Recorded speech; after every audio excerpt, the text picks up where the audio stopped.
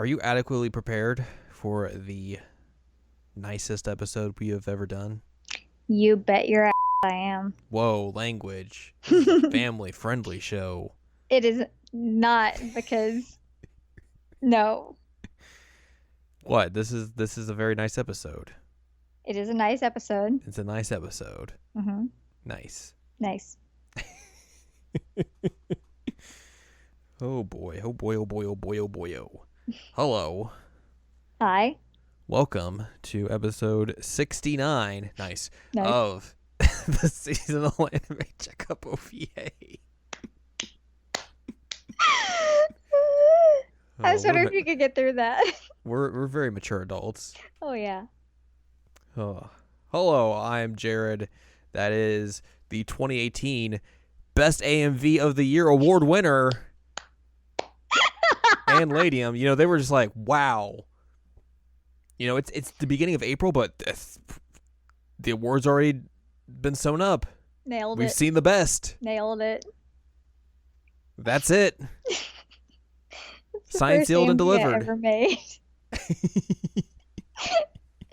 It was literally just like, all right, how am I going to make this for Jared?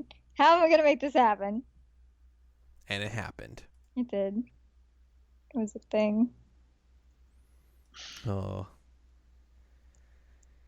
Anyways, this is a podcast, as you're well aware. It's where we have conversations, about stuff like video games, animes, the mangas, those sorts of things. AMVs.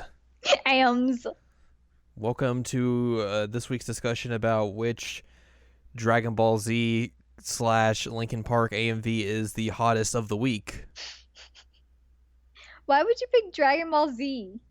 Because that's like prime AMV category. Man, no, it's Kingdom Hearts. No. Dude, go look and see how many Kingdom Hearts AMVs exist. Go look and see how many Dragon Ball Z AMVs there are. Yeah, but Dragon Ball Z's terrible. So is Kingdom Hearts, but at least the art's somewhat pretty on Kingdom Hearts. I mean, is it? It's generic. Oh, I would take Dragon Ball over Kingdom Hearts art any day of the week. Twice on Sunday. Plus you get more Linkin Park probably. Well, I mean, Kingdom Hearts is very angsty. Yeah, you might get some Evanescence sprinkled in there a little bit. Wake me up. Perfect. That is not what we're talking about this week. No, not even remotely related. The AMV bit is just an inside joke between us. I mean, if they really want to know, they can go on Twitter and ask us because, I mean, I'll show anybody who wants to see it. Yeah, that's true. But it's just a matter of it was for the lulz, if you will. Pretty much. So yeah, we're not talking about AMVs today as much as that would be a really dumb and goofy topic. But it's time to Otome. The Otome Queen returns. The Otome Queen has risen from her throne and blessed us with her presence once again. Yay. And she's like, hey, what's up? I got some Otome to talk about. I'm real stoked to talk about this Otome. I dated some boys, yo. I did. I dated so many boys.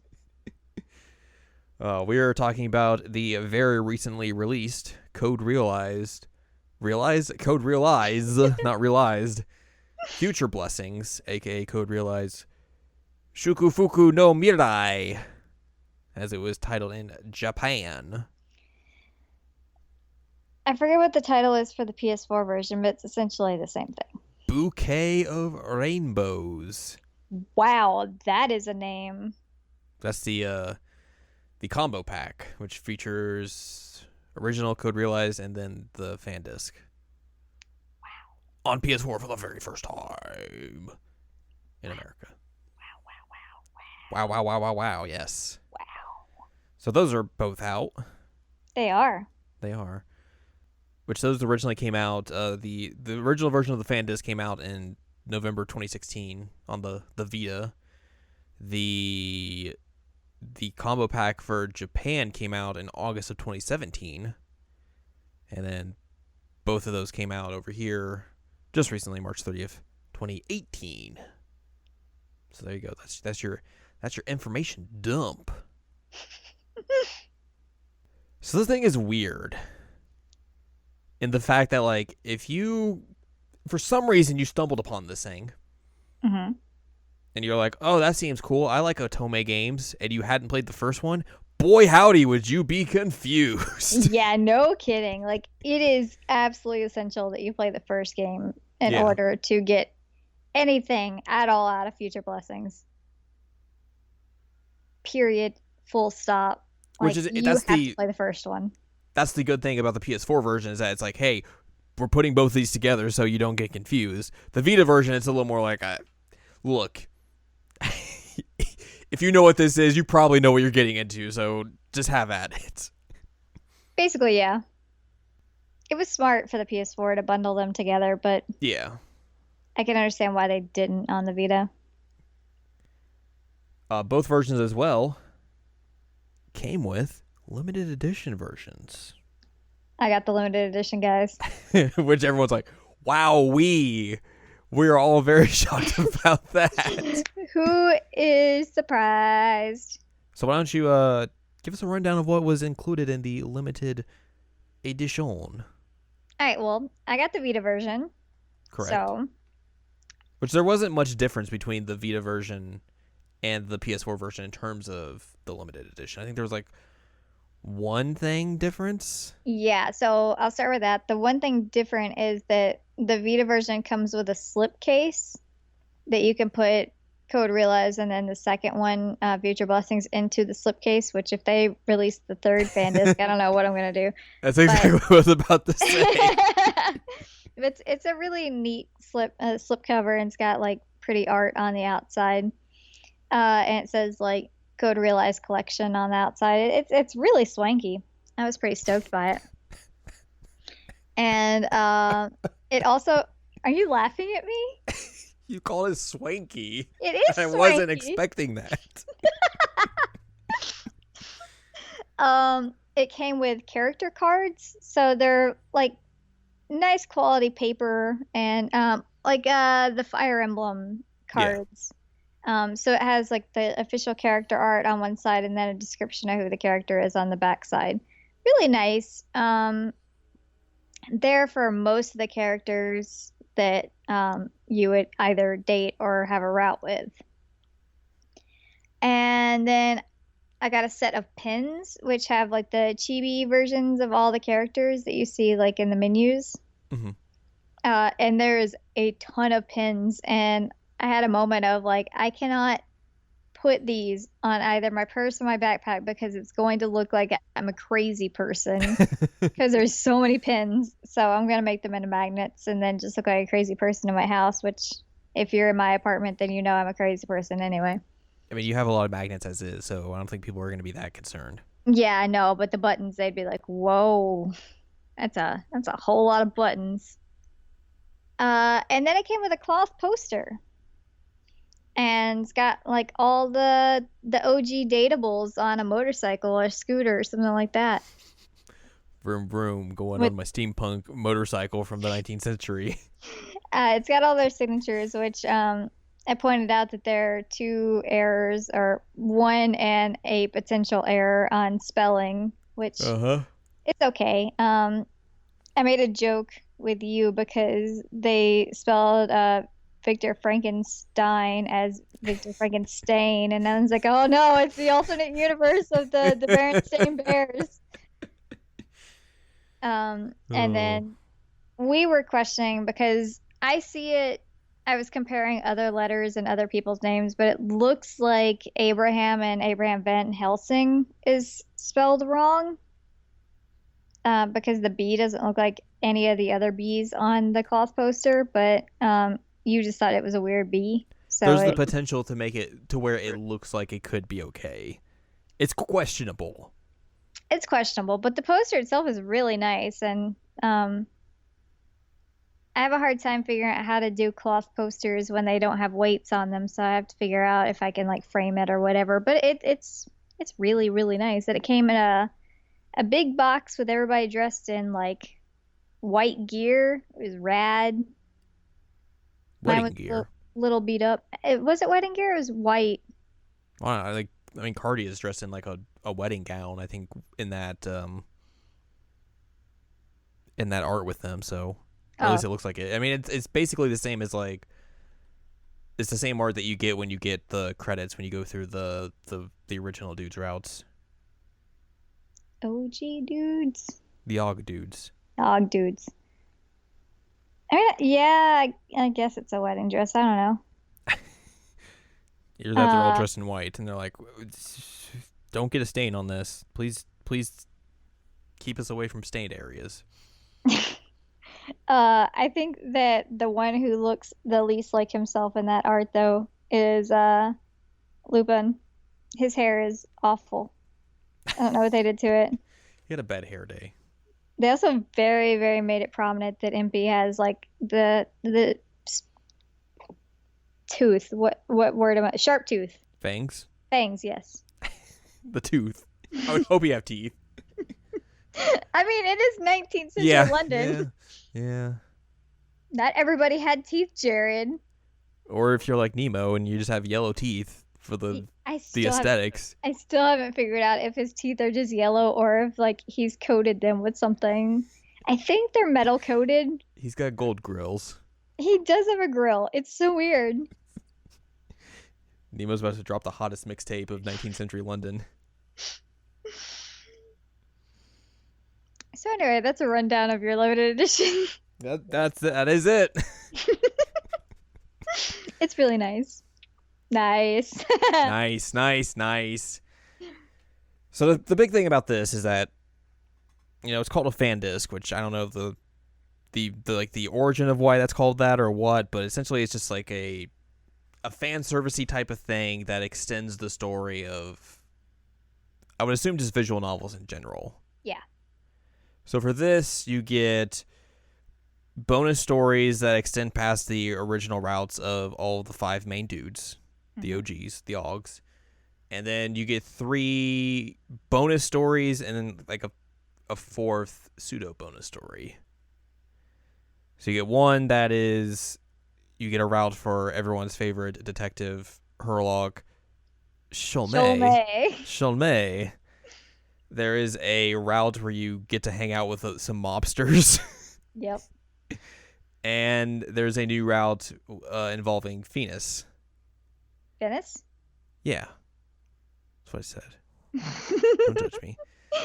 And then there's also like this little thing where after you beat each one of those, you get a little scene with everyone's favorite vampire, Drac-chan. Yep. And those are just like little self-contained stories that you get to learn more about who he is. Yeah. And they'll take like 5 minutes at best. Yeah. Like they're not super long. So yeah, a bunch of new stuff. It is a lot of new stuff. A surprising amount of new stuff. Like the length in general of like a lot of the things is not exactly what I was expecting. Because you when you think of like, oh, it's just a fan disc of like, here's some bonus things, you're not expecting it to necessarily be, I guess, similar in length to the original game. Yeah. I guess for me, it was more that I was expecting it to be around maybe like 10 to 15 hours. But it's a lot longer game than that. Yeah, I don't know how many hours I put into it. I probably don't want to know. Let's be real. Lots. Yeah. There was some trading off of sleep for Code Realize this weekend. Which, if you've listened to the other episodes of about this series, no one's going to be surprised by that. No.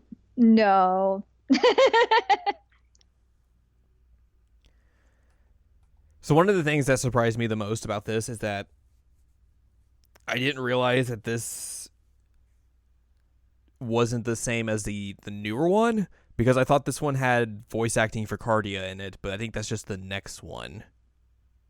Yeah, so that's the third fan disc. Yeah, so like when she didn't start talking, I was like, aren't you supposed to be talking? Like, nope.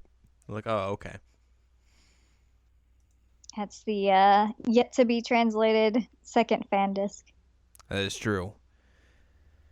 Which hopefully that comes about, that they bring that over. I mean, Yeah. like we talked about this while we were playing it. Like that's gonna pretty much revolve around whether or not like this does well. Mm. But considering they brought this fan disc over in general, like original It's Code Realize had, shocking in and of itself. original Code Realize had to have done well enough for them to even consider bringing this over. So hopefully that means this does well enough that they'll consider bringing the next fan disc over, because if it's anything like this one, like it's going to be weird and wacky and probably a lot of fun. So also it's a Christmas story, so Yay.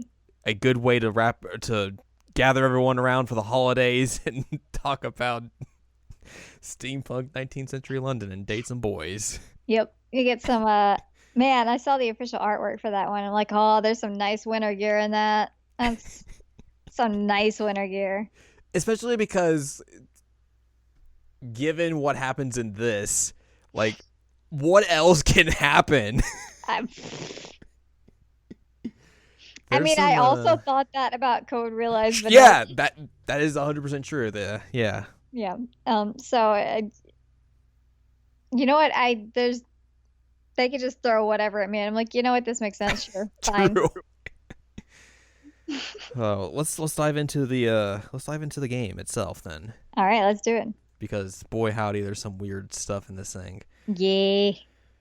Let's talk about the original dudes. Yep. Because they're the original dudes. Mm-hmm. There you go. Do you want to start off with anyone? I want to save my two favorite ones for last, so that would be Impy and Victor. And I don't say them favorite as in like best boy style favorite. I mean, like I feel like those were the two strongest of the stories. All right, well, let's start with Van Helsing. It was bad. Anyways, here we go. Next one. It was bad. I skipped entirely through it because you were like, oh, this is terrible. And I was like, well, that's A, not surprising given that dude's character, and B, I gotta hurry up and get through this, so what if I just skip through this entirely? Yeah, so Van Helsing's entire plot line of that is that, like, he's doing too many things to make Cardia happy, and Cardia is worried that he's also not happy. And he gets, like, caught up in all this nonsense. So they get into a fight and, like, stop talking to each other. Good. Entirely. And, it's real weird. And so Lupin and Impy go to Van Helsing. They're like, you know what? We're gonna do a bunch of stuff today. And so they basically do to him what he's been doing to Cardia by like making him do whatever they want to do. And he's like, okay, this is not fun. I'm not enjoying myself. Impy's like, really? Who would have thought? Wow, you're not having fun because you're doing stuff that we want to do and not you. I'm like, you know what? Good on you, Impy. Good on you. Meanwhile, Victor is pep talking Cardia and essentially at one point like threatens Van Helsing, and I'm like, wow, Victor. Jesus. Because he's like, yeah, dude, you made her cry. That is not cool. And I think like the weirdest part of this is that at one point Van Helsing goes to a bartender while they're out like in public and asks him like, how does she look? Is she attractive? And then like the guy's like, yeah, man, you guys are like the most attractive like couple that's coming to this bar tonight. And I'm like, what? I don't know. Why does this what? But Van Helsing also pulled some like mega bullshit with his like certain outfits that you own should only be seen by me, and I'm like, get man, you suck. You're the worst. Anyway, they like get married or some shit. I don't know. Van Helsing was terrible. I absolutely hate Van Helsing, and his story was just like so petty and immature and ridiculous. Like, they're supposed to be grown adults. And like this man is a weapon of war and he can't figure out like, hmm, maybe I should talk to the person. No, that's very hard to distinguish. Come on. It's awful. You should Anyway, realize that. Van Helsing route is worst route. I was actually kind of surprised how normal Saints is. Yeah, that was a bummer. It was because his was like the most bonkers of all Yeah. the OG guys, and then like this route was It's just like surprisingly normal. he gets sad. He gets really sad. We learn about like odd. we learn about a new apostle from Idea. He gets real sad. There's a boat. Yeah, so basically because of the last game, they're trying to find a way to cure Cardia and keep Idea off of them. Right. And it's been like a year and they still don't have any kind of leads on it. So they go to they go to France, and one of the people, or like the person who recruited Saint Germain, had like a hideout there. So they go and find that, and they try and rummage through stuff because he it's had like trashed. Yeah, like he had been researching basically the same stuff that like about like the Philosopher's Stone and all that sort of stuff. Yep. But they don't find anything and all that, and it's just like, oh, it's time to get sad. Well, because each apostle of Idea, before they accept the idea of immortality and like being a killer for the group, essentially, is that they get one wish. Yeah. And so you don't really know what Saint's wish is at that point, but you find out that the guy that he was friends with, and he's like, all right, I'll make that happen. Because they basically do that at the very beginning of like, oh, here's when he was getting the offer, and he gets the wish, and it's like, and it shows him like, oh, I want, and it just like cuts out, and it's like, and then you see the dude like, okay, well, we can do that. Yep. The guy that was the friend of Saint Germain was someone I didn't know. Mm-hmm. Other than his name reminded me of trigonometry. So that's all I knew. I looked it up, and it was like a cross between like a Greek and Egyptian god. If I want to say right, hang on. Well, this probably isn't gonna. There we go. Which, speaking of, his name was Hermes Trismegistus, which I probably just horribly butchered. Apparently, it was a representation of the Greek god Hermes and the Egyptian god Thoth. Ah. So there you go. I know Thoth because of Persona and also JoJo. Yes. So you find out that like, for one, Saint has another duplicate mansion in Paris because why not? Can't have too many duplicate mansions. He has so many duplicate. Like this is the third one that we know of, and like he ends up having a super angsty moment. God, he does. Where like you realize that he hasn't like been putting his entire effort into this because he's afraid that if she gets cured that like she'll leave him, because with her having the poison he feels like he's the only one that can be there for her like as a lover because he's the only one that can survive it. Right. Meanwhile they also run into Lupin in France because he's like, yeah, he's I just live there. Here. He's like, I live here, why wouldn't I be here? And they're like, oh right, you are French, aren't you? Which they really go hard into. They emphasize that he's French this time. Like throughout the entirety of the game, it's like him just being like, "Très bien, hello, I'm very French." He didn't do that in the original game, so no. they really amped up the Frenchness in this one. But so they run into him, and Cardi is like, "Hey man, Saint's being weird. Can you maybe like figure something out?" And he's like, yeah, I got you. Make him not weird. So they have a talk, And basically, Lupin's like, dude, you're being dumb. Cardia picked you. Like, get over yourself. Also, he had the thing that they were looking for. Yeah, so they were looking for an emerald tablet. And, like, this entire scene really made me laugh because it turns out that he was the one who looted the research lab. And he's like, I think the one who stole it was me. Whoops. And then it turns out that he didn't sell that because he didn't know who it had belonged to. He's like, yeah, I'll just keep this because I don't know who it would belong to, so I don't know. Yeah, this is mine now. It went against his gentleman thief ways of like selling things that belong to wealthy people. So he kept it, and he's like, here you go. You can have it. And it turns out that the emerald is really useful in negating her poison. Mm-hmm.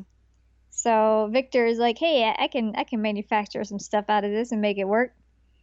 And they figure out how to cure, and she gets an emerald engagement ring, wedding ring, whatever you want to call it. And they figure their shit out. They go on a boat. They go to Egypt. It becomes JoJo, and then they make a Raiders reference, like a very, very specific one. Yeah, they make a very specific Raiders of the Lost Ark reference. I'm like, wow. Yeah, like they were not subtle. So that was it was good, but it wasn't what I was expecting from it. Because like you said earlier, after the first game where that route is just absolutely bonkers. Mm-hmm. This being so down to earth and normal was, I mean, it's kind of a disappointment. But that bonkers is still present in this. It still exists. It's just, but it's with someone else who you were totally not expecting. Yeah. The one thing that I do want to say about Saint's route, though, is that I thought it was a good parallel that, like his mentor guy from Idea, like the reason he was studying the Philosopher's Stone was one, to fulfill the wish, which was like for him to have some happiness, and then two, it was because he no longer wanted to be immortal, so he was trying to basically break the rules so that Omnibus would take away his immortality and he could die. He was bored, and I thought that was a really nice parallel because in the original game, Saint had given up his immortality in order to be with Cardia. Mm-hmm. And so, like, you had this situation where the both of them, like, gave it up in order to get what they want, essentially. And, man, the guy planning way ahead, like, I'm going to study some Philosopher's Stone stuff to make you happy, kiddo. It'll be a while. But good on you, I guess, Mr. Hermes Thoth. So yeah, there's that. Yeah, that one was it's weird. Surprisingly tame. Yeah. I guess next we should talk about Lupin. And his was good. It just wasn't as good as the other two that I liked so much. I felt like this one was mostly just like Cardia needing to find closure. Yeah, that makes sense. And also having PTSD in a way. Yeah. Which I was kind of surprised about. The thing that kind of bugged me about this is that they kind of did the same thing as Van Helsing, where they had like the insecurities of their relationship. Yeah. But the way that they gave this one closure in terms of those insecurities worked way better than Van Helsing's, partially because of the CG with Lupin and Cece. Yeah. It's casually holding the dog. Yeah. I mean, like, you start out this route with like naked dude, and which I know I mentioned this to you, and I'm going to mention it again here. This game gave me so much like back and shoulder porn, and it was wonderful. It was A+. I was all about it. Backs and shoulders, man, like mega weakness. And like, hey, I hear you like backs and shoulders. Here's some artwork. But yeah, you like start the route and like, wow, they are straight up naked. All right. Well, she's wearing a nightgown or whatever, but Um, Going so to the bone zone.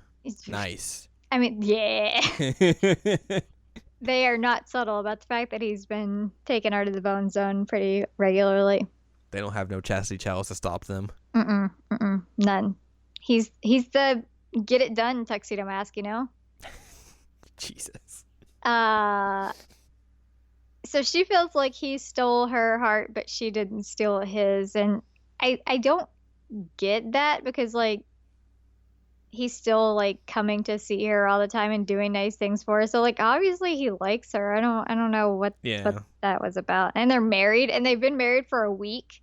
So, like, girl, get it together. So she starts going to the friends to figure out, like, hey, how do I steal his heart?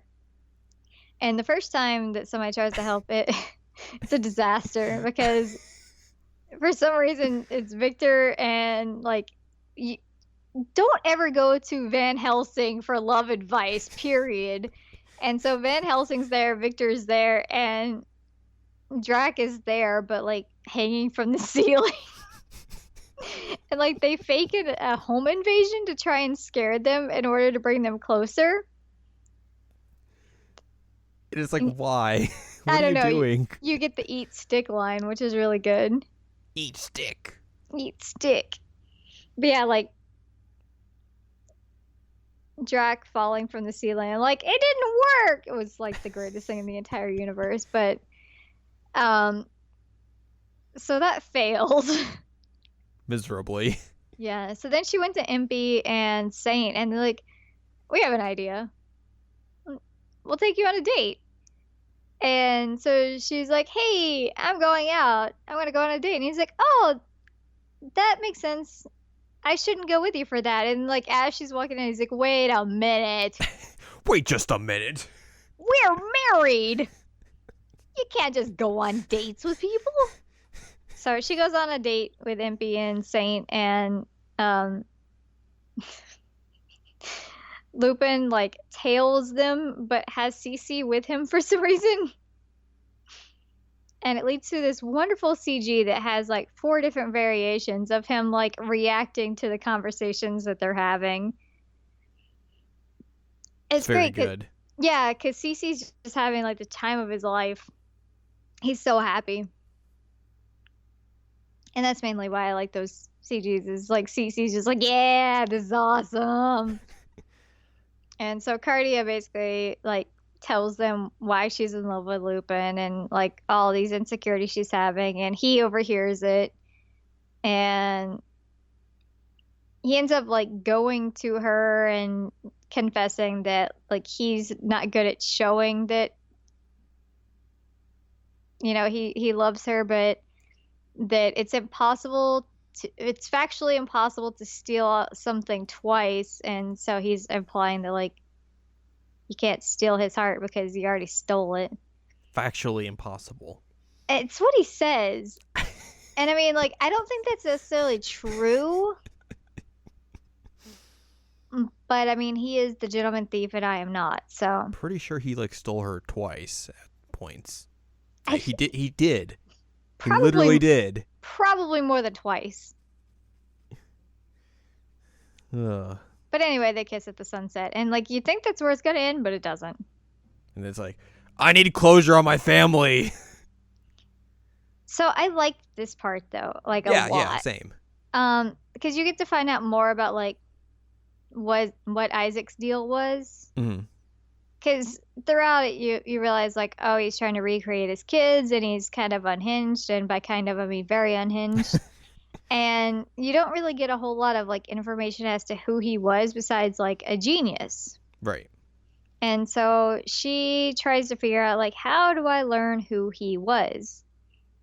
And I think my favorite part was that basically they go on a home invasion scheme, and he's like, we are at Buckingham Palace, how is this a home invasion? He's like, it's an acquaintance that we have, and it is her home, it is therefore the home invasion of an acquaintance. It's like, so basically there's an archive of all of his stuff, And Secret archive. Secret archive that no one can access except for everyone. And by that I mean Victoria and Leonhardt. I forget what is it, like number 8 Leonhardt, or no, color number 8. Color 8 Leonhardt. Color 0. So he can access it, and then like Lupin's there, but Leonhardt's like, I don't trust you. Don't steal anything. I know what your deal is. So she finds a diary. And I thought the interesting part about this was that she mentioned specifically, like, you see some notes where it seems like a normal note taking, and then like you see something where it seems like he's completely unhinged, like on the same page. Mm-hmm. So you can like see that Isaac was losing his mind trying to figure out all this sciencey stuff. And he found a picture of his family. Yay. Yay. My voice broke. I heard. It's cute. I didn't realize that Cardia and Finis were twins until this game, but they are. Which they beat over your head in a later. Yeah, they do later, but it was cute to see like their mom and his wife, and he's like super smiley. And so like they really try and like drive it home that he really was just trying to see his family again. And like it doesn't justify what he did, but you can kind of understand more of like what happened to him to make him go that route. Right. I can't remember. Is it like at the back of the diary that he says that he like goes to that spot all the time, or it might be in the middle of the diary. Anyway, he talks about this spot that he's in love with, that he would really like his kids to see it. And I think the back of the diary thing was like, hey, if I go crazy, remember I had humanity at one point. Help. Which, wow, imagine that. He went crazy. Wow. What a thunk it. Wow. So she kind of gets like, her question was like, what kind of love did he have for this version of Cardia versus like the original Cardia? Right. And like same for Finis, which that's a whole different story, but she wanted to understand like what kind of love he had for his family, and she got an answer on that. And I'm just thinking of the end now where like Impy comes in and like drops Lupin like tied, his arms and legs are tied, and he just like drops him down onto here you go, onto the wall, and he's like, if that had been anybody else, they would have died.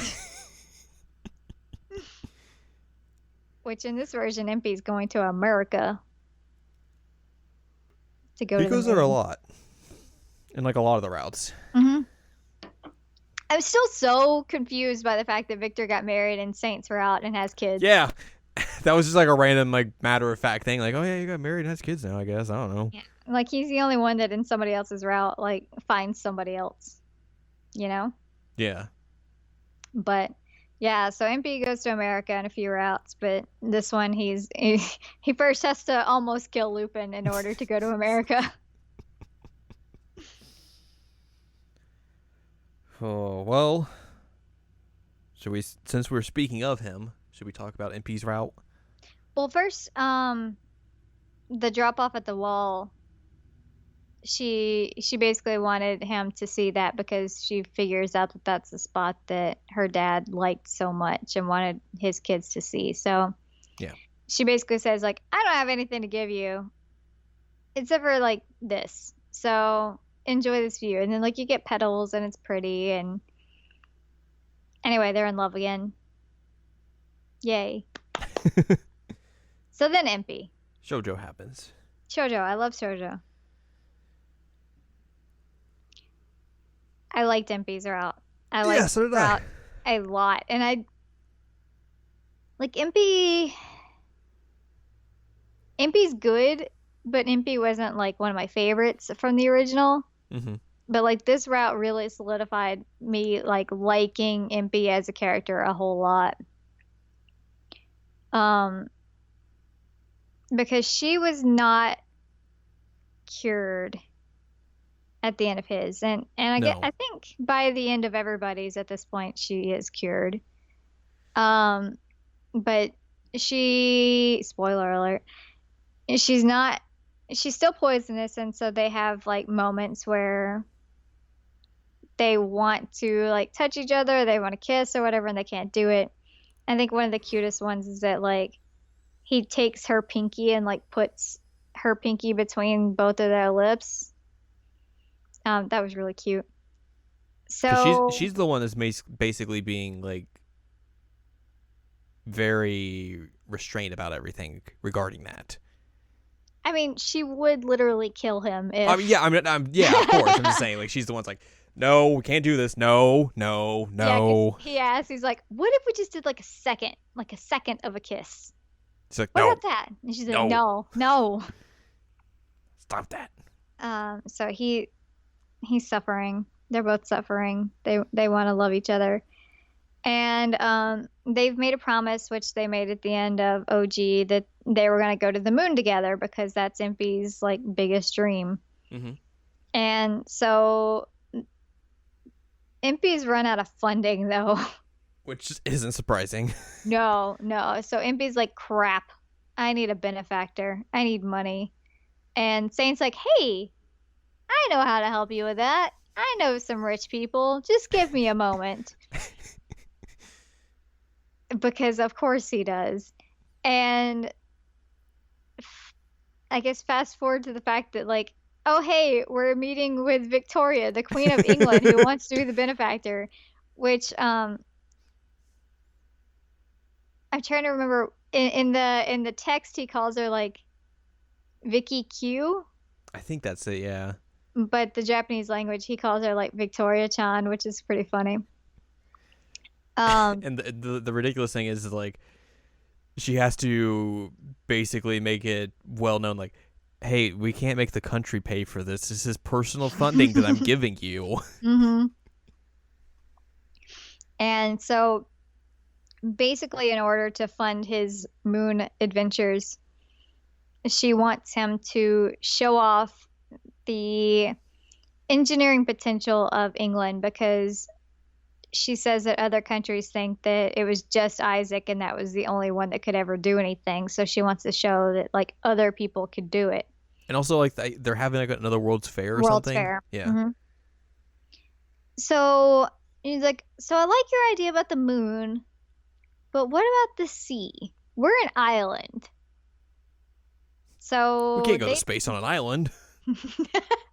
They decide they're going to make a submarine. Yay. Which everyone knows, submarines very common during the 19th century, popular ways of getting around on the seas. I mean, I can't remember how many teams died in the like Confederate sub, but like I would not want to be signing up for that one because they just kept going down and kept going down and kept going down. Once you're down, you're down. Yeah, you're down. No coming back from that. So, anyway, they're like, hey, yeah, we'll make the sub. We'll do that. And then you'll give us money, right? So, there's an existing team that they're put on. Turns out it's run by Victor. Yay! And so they work together and they're trying to figure out like how to make this sub work. And there was a really funny moment where Cardi is like trying to take notes because she can't really contribute any other way. And so Impy realizes that she's writing everything down verbatim and starts saying like cutesy shit about himself. Mm-hmm. And it takes her like a full like page. Yeah, I'm sure it's like, wait a minute. He's like, oh, Impy, you're so good. So he's struggling to get like all the calculations right and figure out how to make everything work, and like they can't figure out what the right material is for the submarine, and basically like him and Victor like dying trying to make this happen. Yeah, because that's like the one thing they're basically lacking. Because everything else is like, we understand how to do all this. We just need this material so we don't go in there and just rust to death. Yeah. And also there's this part where Victor's like, I haven't slept in 3 days. I'm like, yeah, I get that, buddy. But Impy discovers or thinks about because Cardia mentions Nemo at one point, and in the original story on his, Nemo ends up crashing the Nautilus. Yes, into the river. And doesn't he die? Is he dead or is he in prison? I can't remember. I don't remember. Because in some stories he's dead and some he's in prison, but I think he died. But he's like, look, this has been in the river for a year and it doesn't have any rust. Maybe we should use this. And so they do. This is where you get one back and shoulder scene because Cardi just walks in on him taking a shower, and I still haven't figured out like why, other than the fact that like they wanted to show me his back, which is fine. But also, he's just like super okay with it, like, oh hey, what's up? And then like later on, he's like, oh God, you walked in on me naked. Well, I think it was also because he was like lost in thought, right? And also hasn't slept. But it was just ridiculous. It was just so ridiculous. Like, yeah, I'm naked. Yeah, and then she's like, man, I'm really sorry about the whole like naked thing. I saw you naked. And he's like, wait, what? When was this? He like lost his mind. So that was funny that just existed. So once they figure out that like Nautilus helm will work for it, they like recreate that material and use it. And then they go on a test. They're like, let's test this submarine. And Cardia panics because she's afraid to be put into a small enclosed space with somebody again because of her poison. Yeah, but I'm trying to remember the lady's name. I think Ellie is the daughter, right? Elaine. Okay. So she's afraid to be in an enclosed space with him because she's afraid that her poison will kill him. And he's like, no, it'll be okay. We got this. We've put that in consideration. Do not worry. It'll be A-okay. So Victor is on the topside crew. And so Cardia and Impy get to go into the submarine. And it works. Yay! And it's really, really cute because Impy's like, yay, this is one step to the moon. And Cardia's like, yeah, it's not really like the moon. Kind of going the opposite direction. Yeah, and you know, it's different. You know, it's unexplored, but it's not space. Impy's like, oh, you just wait a minute. And like they do some stuff with the lights, and basically I forget what the stuff is called, but like the stuff that like comes up once they land, when he does the lighting a certain way, like, it basically makes like stars. Mm. Which is adorable. Like that was so freaking cute. And so that's their first foray into space, sort of. Ocean space. So the test is successful. They come up, and Cardi is like, hey, I want to talk to Impy because one, I love him, and two, he was successful, and this is great. And she can't find him the whole party until she finally does. And she's real excited. He's talking to the old man. And by that, I mean he's talking to the moon. Because that's what I call the moon, the old man.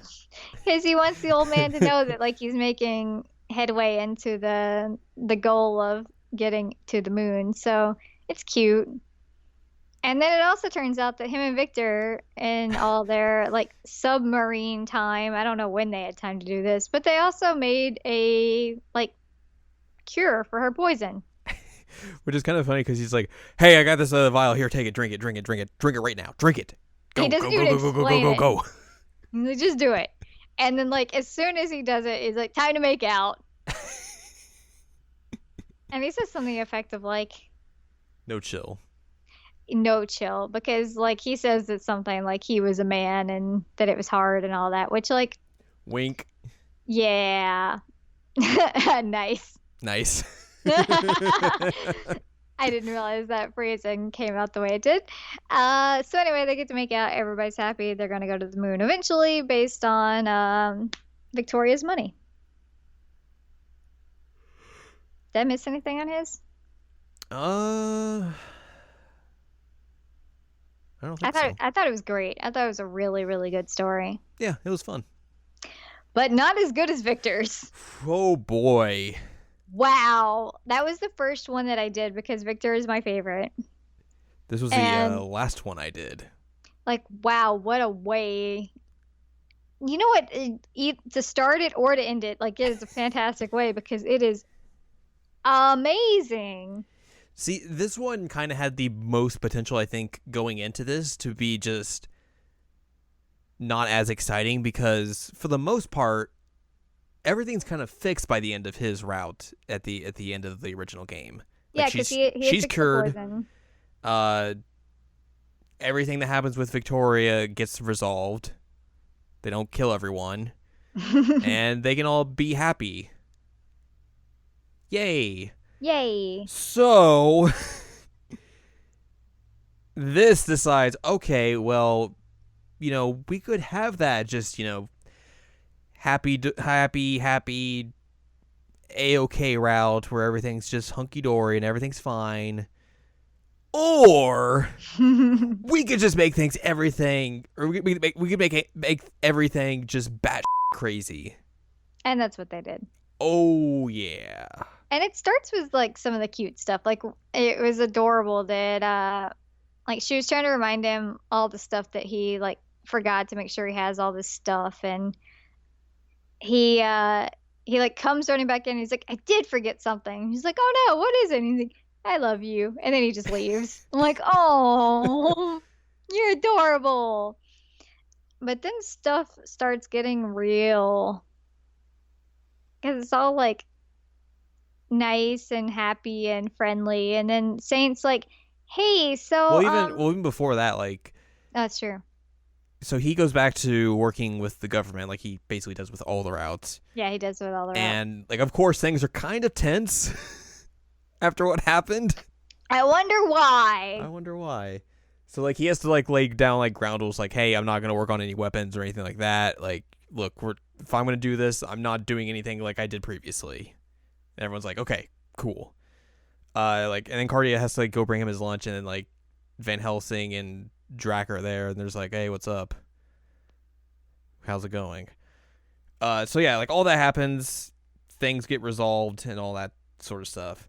Then, like you're mentioning, Saint comes back because he had been basically off doing his own thing, like he usually does, as throughout most of the routes, and comes in and is like, so something kind of has come up, and I need you guys to come with me because you got to meet someone on the bridge. Now. On the bridge, it's like late. Now. Like it's very important. So you go to the bridge where a bunch of things happen within this game. Yep. It's a prime meeting point, and you're just like, okay, well, who's gonna show up here? And like Cardia mentions that, like, the sound is basically gone. That, like, yeah, there's no people and the sound is just absent. And then you hear, like, this, like, ear ringing or, like, this ear piercing noise. Yep. And it's like, oh, I've heard this before. You hear the, like, clanking. Yep. And then it's like, oh, that's Guinevere. That's Omnibus. What the is happening? Yep. So, basically we find out, which I think that's one reason why I like this route so much, is that there are consequences and repercussions of her being healed. Yeah. And basically she's like, so, you like her, right? Just a little bit? So, what if she doesn't die? Like, she's artificial, so we don't know her lifespan, And there's a potential that her jewel will come back to life and poison everybody again. So, like, what if we just killed her? That'd work, right? And he's like, wait a minute. Wait just a ding-dong minute. I made sure that that's not going to happen. Yeah, he's like, I believe in my science. And she's like, yes, we do too. But you have 55 years left, and you're going to die eventually. So, rip in peace, buddy boy. Which is interesting. She's like, you have specifically 55 years. And, which, I mean, hey, for that time period, that's a good lifespan. Well, I mean, because that makes him, like, what, like mid-70s dying? Yeah, and I mean, that wasn't too... Once you made it out of, like, your childhood, you're pretty good. You're pretty good, and unless, so that's... Unless you decide to be, like, I don't know, a very sad poet and then just decide to kill yourself. Yeah, I mean, the issue is that the lifespan, like, the mortality rates were skewed because there was so much, like, infant mortality and child mortality. Right. That, like, it skewed younger, but actually, like, once you got to adulthood, you were pretty solid to live to, like, 70s or 80s pretty regularly. So, it wouldn't be too unusual, and especially because Victor is, like, on the up and up of, like, science and medicine and stuff. But, yeah, he'd be in his, like, 70s. I think he's, like, 25, so maybe 80? Sounds about right. Yeah, so, he's like, yeah, so you're gonna die, and then who's gonna deal with her? It's us. We're gonna deal with her by murdering her. By murdering her, and again, Victor's like, no. Just a gosh dang minute. Don't do that. I like her too much. Don't threaten to kill her. Omnibus is like, okay, new idea. What if you just join Idea? And then you become immortal, and then you can always be there. And if there's any kind of issue, you can continue to keep the jewel down. You would just have to work for us and, murder people. That's a good idea, right? I give you 3 days. Try and figure it out. All right, okay, thanks, bye. And Saint's like, yeah, man, I'm sorry about that.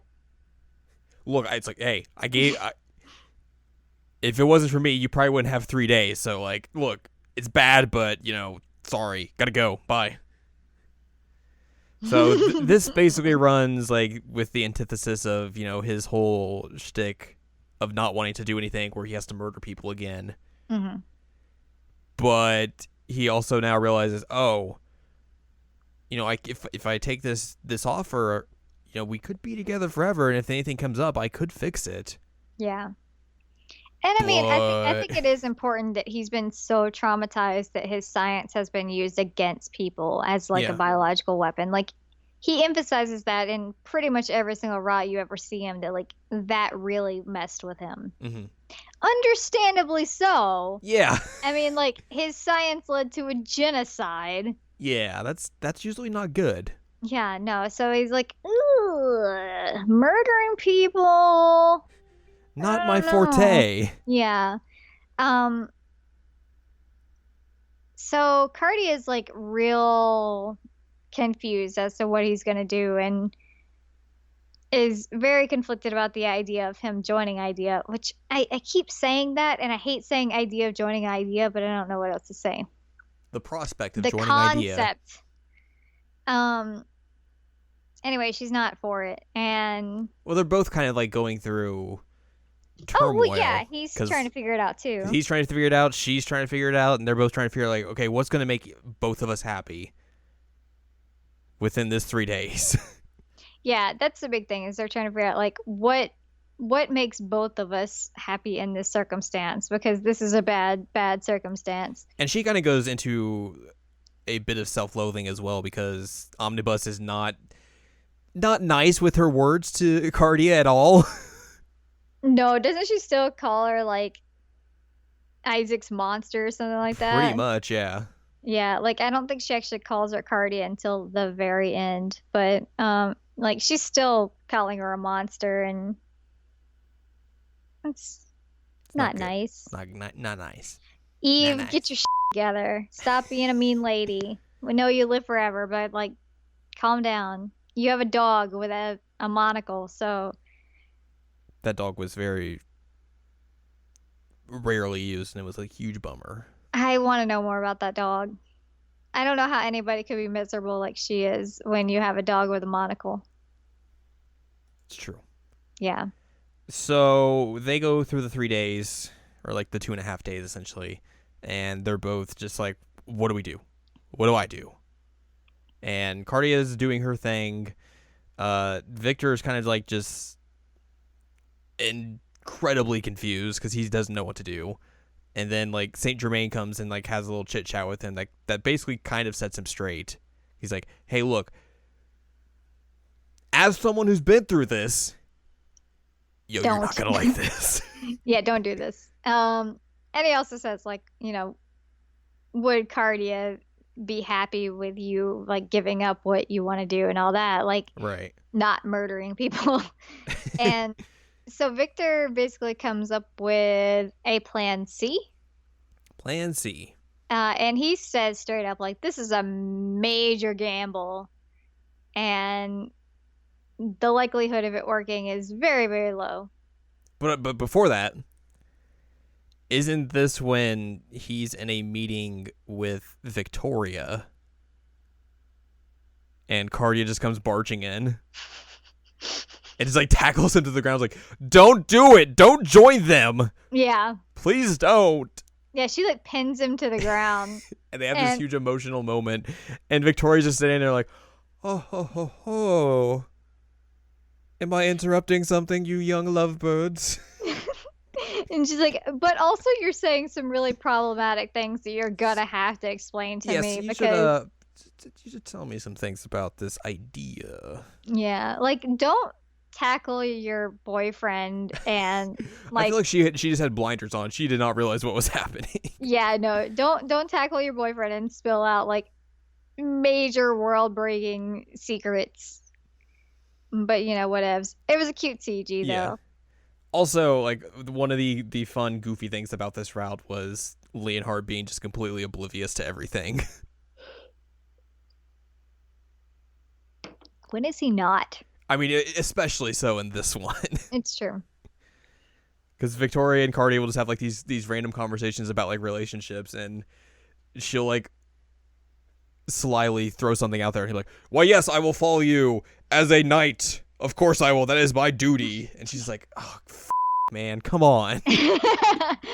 She's like, maybe I too will look into this concept of relationships, and he's like, I guess as queen, that makes sense that you I will support you. I will support you. It's like, oh my god, this guy's a idiot. Yeah, which, I mean, like, she couldn't marry him anyway, but that's neither here nor there. But yes, following that, this is the plan. Plan C. Plan Cardia. Oh, good. I like it. So, Victor kind of pulls a Yuna, and he goes to them, and he's like... He gets on top of a giant ship and performs a J-pop song to try and soothe the pains of the world. I was going to say that he goes to Omnibus, and he's like, I don't like your plan. Your plan sucks. Here's a new plan. I want to perform 1,000 words. Now I'm just imagining Victor in that weird... Wow. Cardia's going to do the backup vocals, the harmonies with him. Beautiful. So he's like, I don't want to join Idea because I don't want to kill people. And she's like, okay, well, then I guess... Sucks to suck. We'll kill Cardia then. That makes sense. And he's like, wait. I didn't say that either. I would like to present my counter offer. What if we find a way to give her a regular lifespan? Science. Which even then, she's still like, Omnibus is like, no. Look, you could do that. Or we just kill her now. Yeah, like, she was straight up ready to, like, skewer her. Which, especially because Saint Germain's with Victor and Cardia, and then Guinevere's with Omnibus, and they're both just like, you gonna make a move? You gonna fucking make a move? Do it, I dare ya. Yeah, because Saint has like his blade drawn and everything. Yep. And I mean it's like a real standoff there. And then basically Omnibus is just like, so, about your counteroffer, no. We're not doing it. Nah. You rejected our offer, so you can get bent. There's no guarantee that would ever work. And then she like summons in a bunch of apostles. Yeah, like they're like unnamed ones. They're not big shots. No. And everyone's like, "Uh-oh, this is bad. We're outnumbered.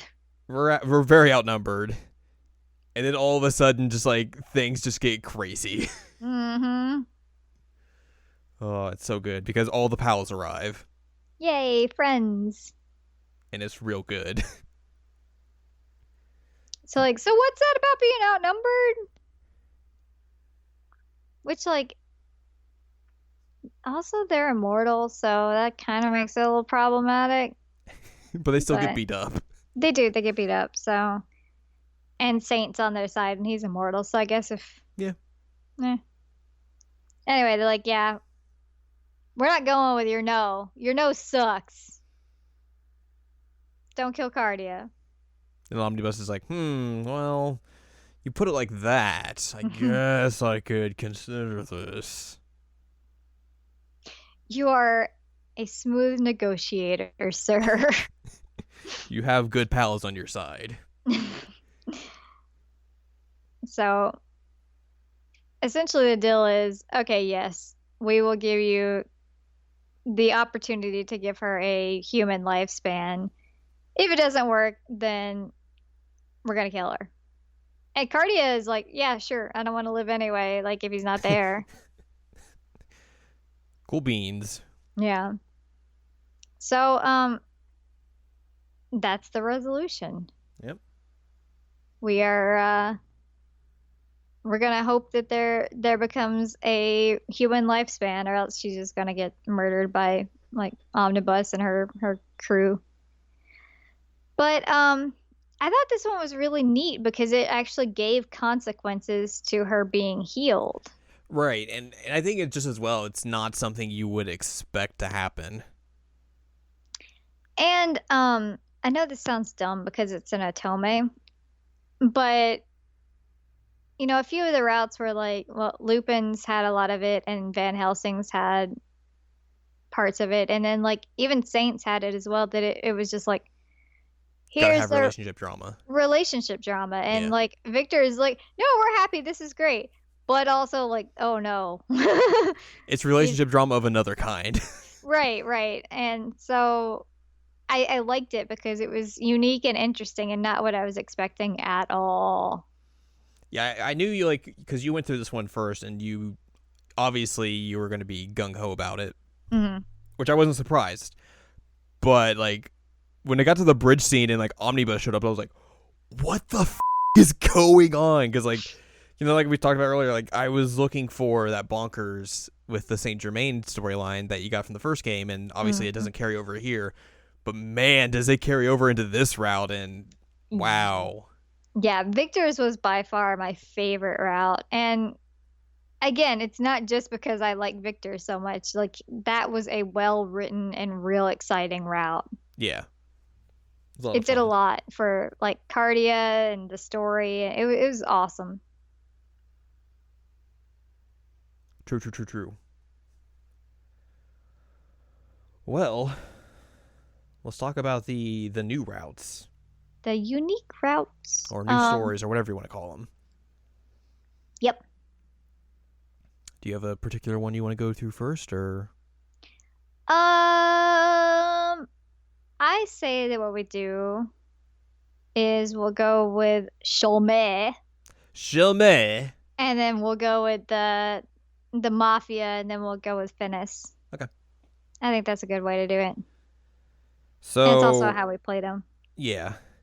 So the Herlock Cholmet one.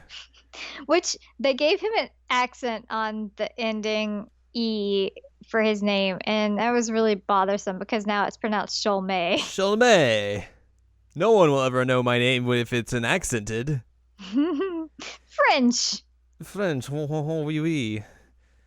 So basically, this takes place after the train incident, and then kind of goes from there to where Cardia separates herself from the group. That's kind of the trend here. Yep. For these bonus routes, and then finds herself in the tunnels of London, where she meets Jack the Ripper, which is similar to another route from the original game as well. This time, she's basically saved by an unknown new dude who has a gun. And like the first thing he says to you is like, "Don't fall in love with me, even though I'm attractive. I have a wife." I love that. It was like, so good. It's just the game being like, hey, this guy's not an option. Don't even try. Yep, it was so funny that's like the first thing he ever says to you is like, "Nope, I'm spoken for." Which is a shame because he's adorable. So he introduces himself as Dr. John Watson. Mm-hmm. He which, is an of course, doctor. Yep. Of course. He takes you back to his place just to be like, hey, we should probably make sure you're okay and everything. She sees this picture on his like mantle, and it's a picture of him, his wife, and this mysterious purple-haired fella. And she's like, "Yo, that's Sherlock Sholmes, whatever you want to call him." Who? She's like, "What are you talking about? That's Sherlock Holmes. That's my buddy Sherlock Holmes." He's dead. He's dead. He ripped. You make it sound like he farted. He died of farts. and she's just like, "No, I'm pretty sure I just ran into that dude like not a couple of days ago, buddy." Yeah, he's like a private detective here. What the fuck is going on? He's like, he's not even subtle about it. He's a private detective here too. His name's not even that different. He just changed some letters. Well, put an accent over an E. He gets really mad when he finds out he's even living on the same street as he used to live. He's like, Baker Street, that motherfucker. He's so mad. It's hilarious. The best thing is that eventually, you go meet him, and he's like, "Oh, hey guys, what's up? Watson, how you doing?" And Watson's just like, "I'm gonna punch you in the face."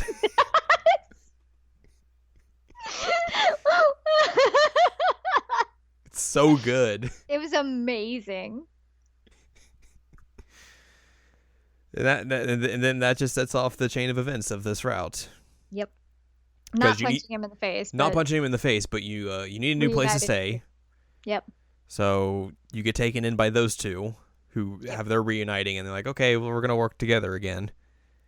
Because the reason that he fakes his death, Sherlock in that case, is that like, oh, I needed to get people off my trail, and then now I'm going to secretly try and investigate this other person.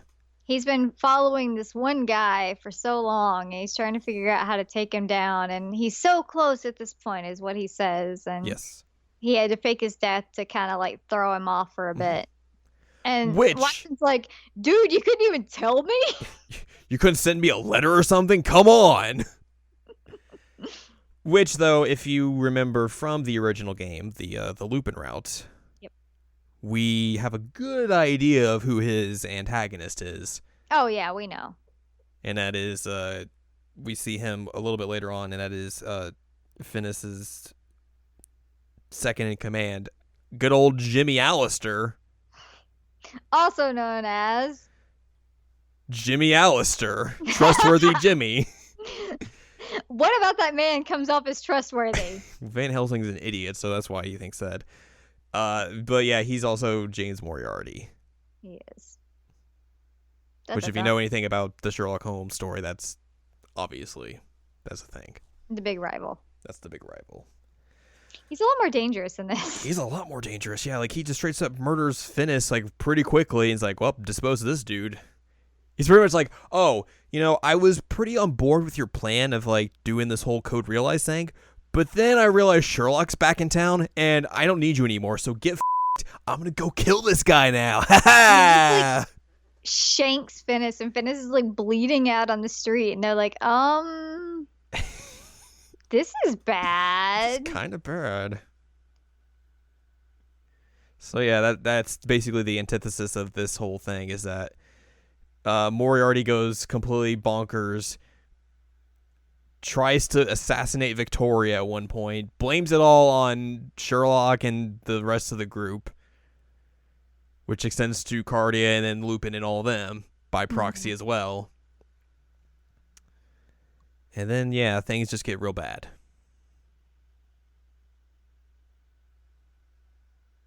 Because essentially, at one point, Sherlock gets captured and then gets in a crucified position when he's ripped. Yeah, he's like shredded. Not for dead no ripped, reason. but like shredded ripped. Yeah, exactly. Got to clarify. He's so shredded. I was like, why does he have abs? What's he doing when he's not detective? He's just like doing 100 sit-ups every day? I'm just, Jesus. Like, none of the other guys are like that shredded. And he's just like, well, I'm crucified. Time to like show off my sweet abs. He keeps putting classified ads in the paper and be like, I heard Herlock Sholmé is ripped. I heard he's got an 8-pack. Along with his classified ads of like, hey, I know you're out there. Meet me at the bridge. You thought I was dead, but guess what? I'm not. Meet me at the bridge. We're going to fight. Which apparently, like, he was prepared to die at that bridge, and then Cardia showed up, and he's like, so maybe I shouldn't die. I kind of like this girl. Which, I'll be real, like, his felt the least real out of all of them in terms of, like, actual affection. Yeah. Because the rest of them, like, she hangs out with them and she learns stuff, and like it feels kind of natural that she would fall for one of them. And then like Herlock Sholmé, she's like staying with him, and he's cold and he's a weirdo. He's really weird. It's the byproduct of, like, you know, obviously the other 5 guys get more attention in the common route for the original game, and he's just like, he just shows up at random points here and there. So. And she's like, I'm in love with you. I'm like, wait. Like, okay. Oh, cool. Thanks. I'm shredded. I'm ripped. In more ways than one. He's not really dead. Well, he faked his own death. He fake ripped himself, and then he got ripped. Dead. Yeah, that's when you what fake your death, you get ripped. That's the connection go through your Rocky training after you fake your own death. There's no easy way out. There's no shortcut home. Oh my God, I love that song. So anyway, yeah. He's shredded. I don't remember where I was going with that. He puts like a weird wire in his mouth in order to free himself. Because that's what you do. Yeah. Also, he killed Watson's wife. Yes, he did. Which I don't know if they really explained that well. I guess it was because like Moriarty was there or something. So what happens is she was the first test case for the thing that he used with Van Helsing. Oh, I did not pick that up. Yeah, so she was the test case, and so basically she just wouldn't stop no matter what, and she was under Moriarty's control and had orders to kill Sherlock. Mm-hmm. And so he's trying to fight with her while she has a knife, and something happens in the fight where like the knife gets twisted and it stabs her instead. Mm-hmm. And so she dies, and he blames himself, obviously, and Moriarty also blames him. Because Moriarty's like, hey, this is what happens when you get involved with people. Yeah. They die. So, like, Sherlock says that he took Watson's happiness away and that he doesn't deserve happiness himself and all kinds of, like, angsty. He's going to go listen to Linkin Park later. Basically, in the end. Doesn't even matter. But yes, it was spread out and kind of confusing on how they explained her death. But that was the case, was that she was the first test case of that like super soldier type mind control. And Watson's like, man, well, that's a bummer. You know, I understand. Still sucks. Yeah, I mean, that was my wife, and she was like, it's so cute. He loves his wife. He talks about her in like the highest ways throughout the story. And then, like, when Sherlock says that he took his happiness away, it's like, oh God, he killed his wife, didn't he? He killed his wife. She's dead. All these positive things you said about her, she's dead, right? And you're like, like she's dead. That's all it is. She's dead. And then Or it says hashtag don't date me, got a wife. then it was like, yeah, Mary's dead. And I was like, so that means you're not married, right? No, you can't date him. He's got a wife. I'd date him. I liked him better than I liked Sherlock. Yeah. He was adorable. He got that weird gun that's like has a belt attached It to has it. a belt attached to it. That was Like you so can wear rad. it, put it around your pants. It was such a cool belt gun thing. Had like a chain. Yeah. It was like a wallet chain, but for a gun. Wow. So anyway, he's like, I can't have happiness. Go away. Yeah. Come. But anyways, this whole thing kind of concludes with them going to Buckingham Palace and doing a showdown with Moriarty. Yep. It's Sherlock, Watson, and Cardia. Mm-hmm. And then like Van Helsing shows up and is like, Jimmy, why? I thought we were buddies. Why are you such a jerk?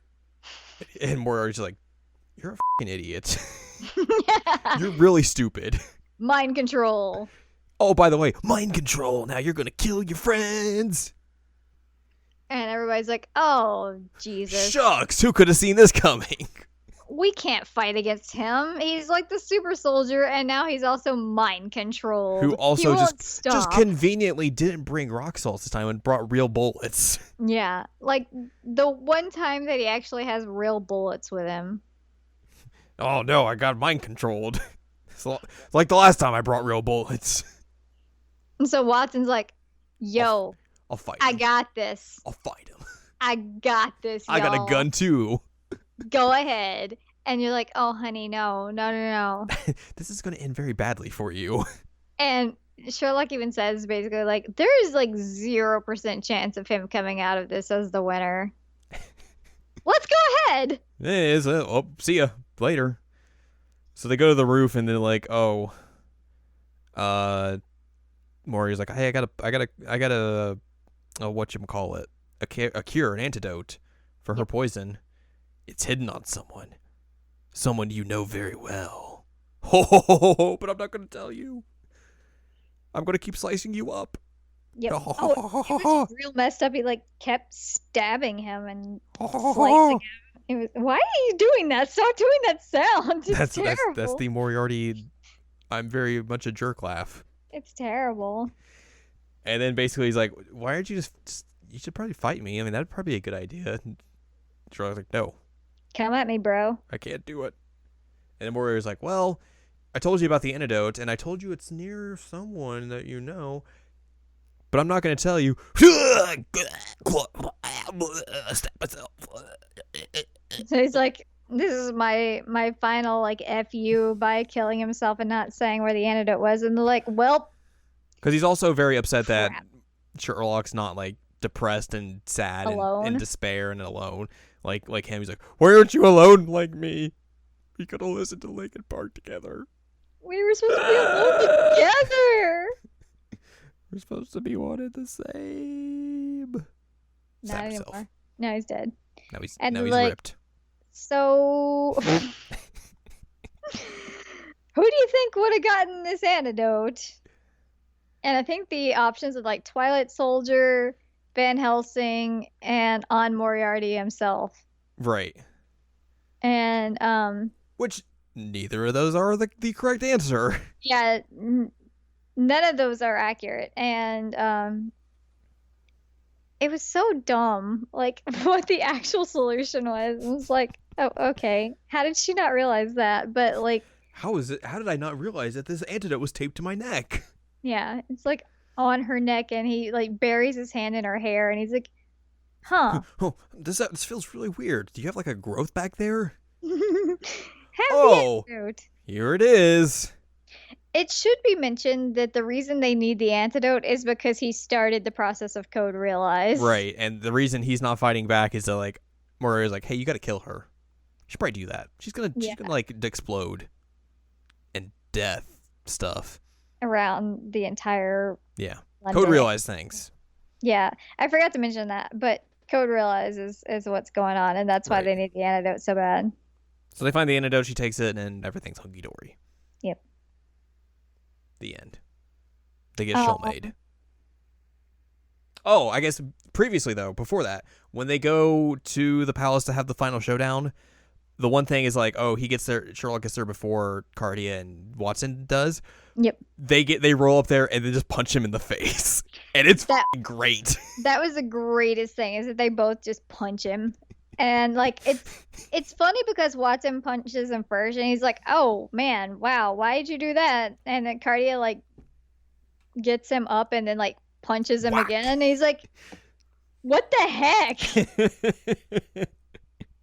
Although it should be mentioned that by the end of this route, she is not healed. Correct. She's still poison skin. The antidote, I think, helped her stop reverse the Code Realize stuff. Yep. Yeah, the best part of this route was the punching, let's be real. And Watson. Like, Watson was wonderful. Clearly, we're going to have to wait until the next fan disc to figure out what's going to happen next in this route.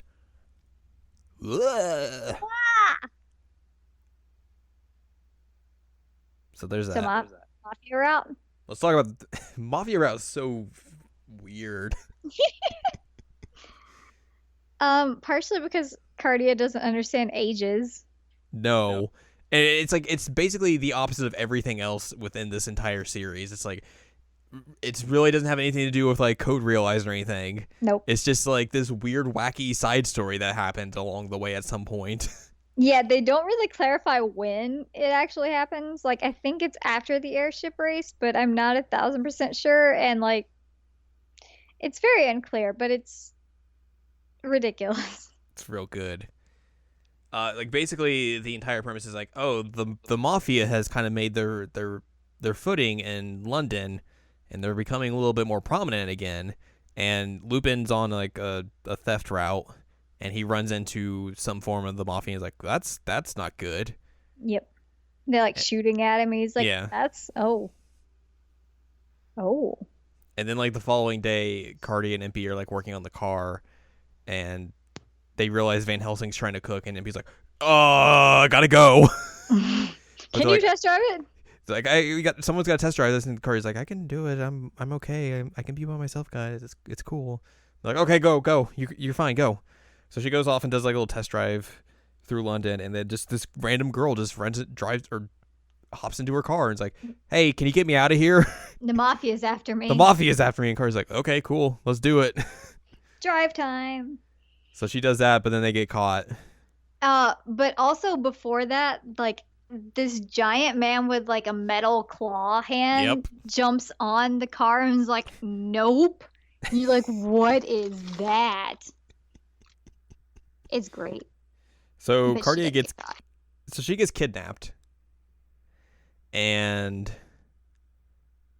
basically was about to like melt her or like get out of her restraints and everything, and then like one of the underlings is like, hey, what's up, you want to come with me, gotta show you something. And then she goes to a room where the girl is, and the girl's like, oh, I'm so sorry this happened, it's bad, sorry. And then the mob boss comes in and is like, hey, what's up? And then you realize, oh, they're all family. Yeah, they're the Gordon mobster family. Honestly, somewhat harmless. Yeah, somewhat harmless. Also, fun fact. No. The voice actor for the main dad, Dad Gordon, he's also the dub voice for Snape in the Harry Potter films. That's what you said. That's so hilarious. Dumb. I mean, it's family in the terms of like mafia family. Right, like, but also like he is the girl is his daughter too. Yes, those two are actual family. Everyone else is family by mafia standards. So he's like, man, sorry about that. I don't know what's going on, but like, we've been having issues with mafia people lately, and even though we're mafia, like, We yeah, got beef with other mafia.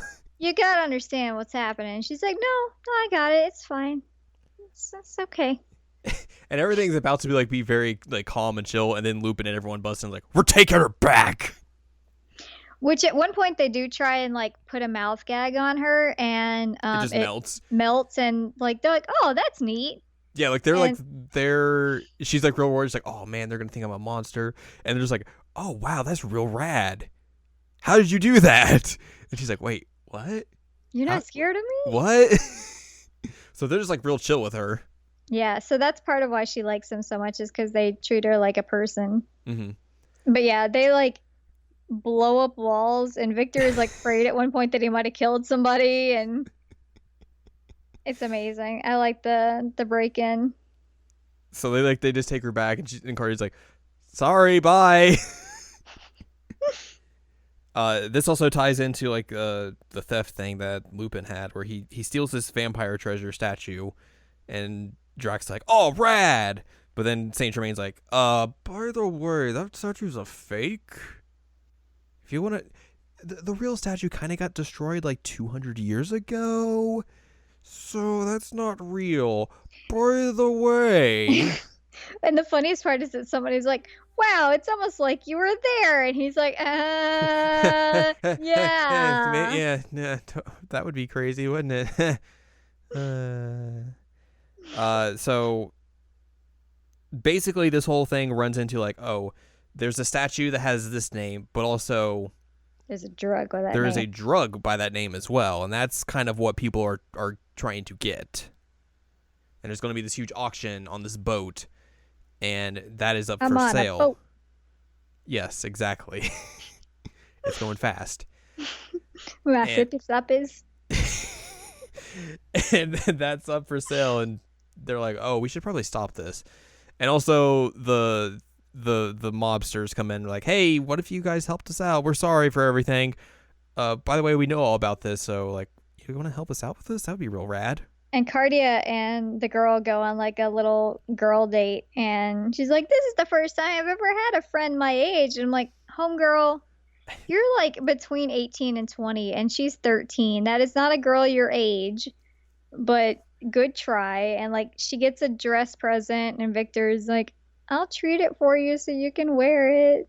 It's this super like lavish white dress. It's insane and horrible.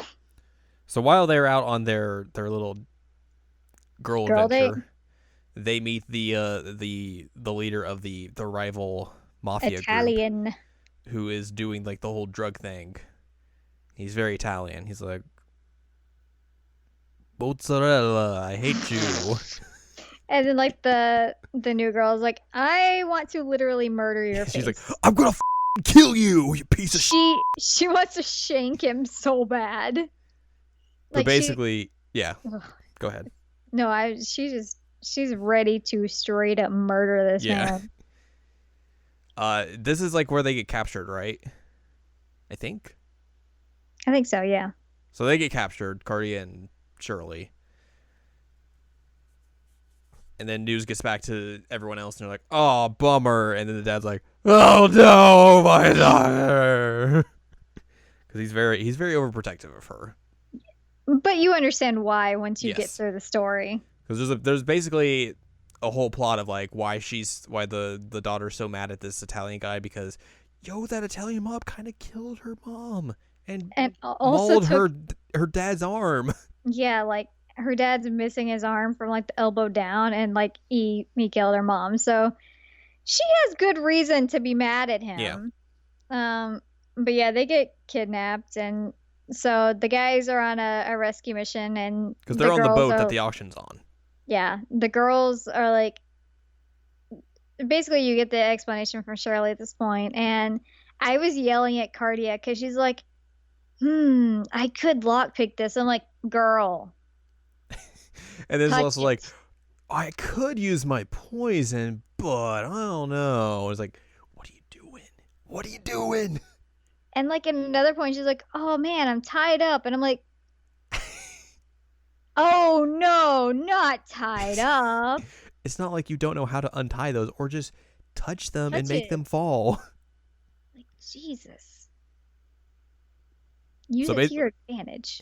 so the boys come to the boat and attempt a rescue mission. And basically they do that, but also the mob boss is like, yo, I don't care. You want to come to the auction as well? And the boat sails. You got to get the girls dressed up, and then everything's going to be fine. You can attend this. I don't care. You're on my boat, so whatevs. It's not like you're going to do anything. Also, this dude just has a Glock. Yeah, he has a Glock in 19th century London. And he holds it sideways. He does. He holds it sideways because it makes the bullets go faster. It's true. That's how that works. Mm-hmm. So Cardia has to wear her ridiculous white dress, which has a big old hat. It's hideous. All the boys are dressed up as mafia men, and they're all individually numbered. Which we were talking about this because Lupin is 1. Crap. Victor is 5. I think Saint is 6. Right? Sounds about that. Basically, there's a couple of numbers that are missing. Well, at this point, the only one we know of that's missing is 4, and yes. I've decided that that's because Drac is sitting at home at the mansion. Well, they mention him. Yeah, they mention him. He's off doing something for us, but they never really say what. They never say what it was, but I'm assuming that he was number 4. Yeah, that makes sense. Yep. So, were you gonna say something? Sorry, I didn't mean to cut you off. Just the outfits are great. Yes, they are. So they have time to kill in between like getting dressed and then like the auction kicking off for realsies. So like they try and investigate the entire boat and try and figure out, okay, where's the drug hiding? Oh, and Shirley is in the same outfit. Yeah, they'd be like, oh, hey, you need to change. And then she doesn't change. Yeah. And then eventually she disappears and gets like retaken hostage. Yep. And it's all bad. But they figure out exactly okay what's happening because like someone starts to freak out while drinking the booze. Yep. And then they're like, oh, they're just mixing this in with the booze. That's real bad. So like, hey, everyone, don't drink the booze. And then that kind of clicks with them. Be like, okay, if they're mixing it with the booze, and it's not in any other like storage area, oh, what if it's with the food? Yep. So that kind of clues them in, like, oh, hey, we found it. And then the auction comes about, and then they hijack it and do this like weird skit. The good CG. The good CG. Oh man! So basically, Victor's able to like create an antidote or a neutralizer for it, because essentially what happens is if you like taste the drug, then you get hooked on it, and so that's what he's trying to do is hook everybody on it. But Victor's like, you thought, and they basically take out like a bunch of champagne glasses and do like a neat waterfall of champagne, and they put the neutralizer in it. Who else is it's Lupin, and Cardia. I thought there was someone else with them as well. In the CG, it's just those two. Was there someone else on stage? Was there? I thought there was. Maybe I'm wrong. I think Victor was off to the side. Okay. But basically, there's like on the mission. Like Lupin does the whole thing. Cardi's like, ah, look at this. Ah. It's beautiful. And it's like all sparkly, and Lupin's winking, and I love it. Everyone's just like, oh, this is nice. Wow. This is planned, and they're like, bah. The mafia guy's like, at first he's just like, well, that's a bummer, but whatever. It's not like it's gonna do anything. And then there's like, oh yeah, by the way, this is a neutralizer, so everyone's gonna get not hooked on your drug. And he's like, oh, pull out my Glock. The Glock. So that leads to a whole showdown with everyone.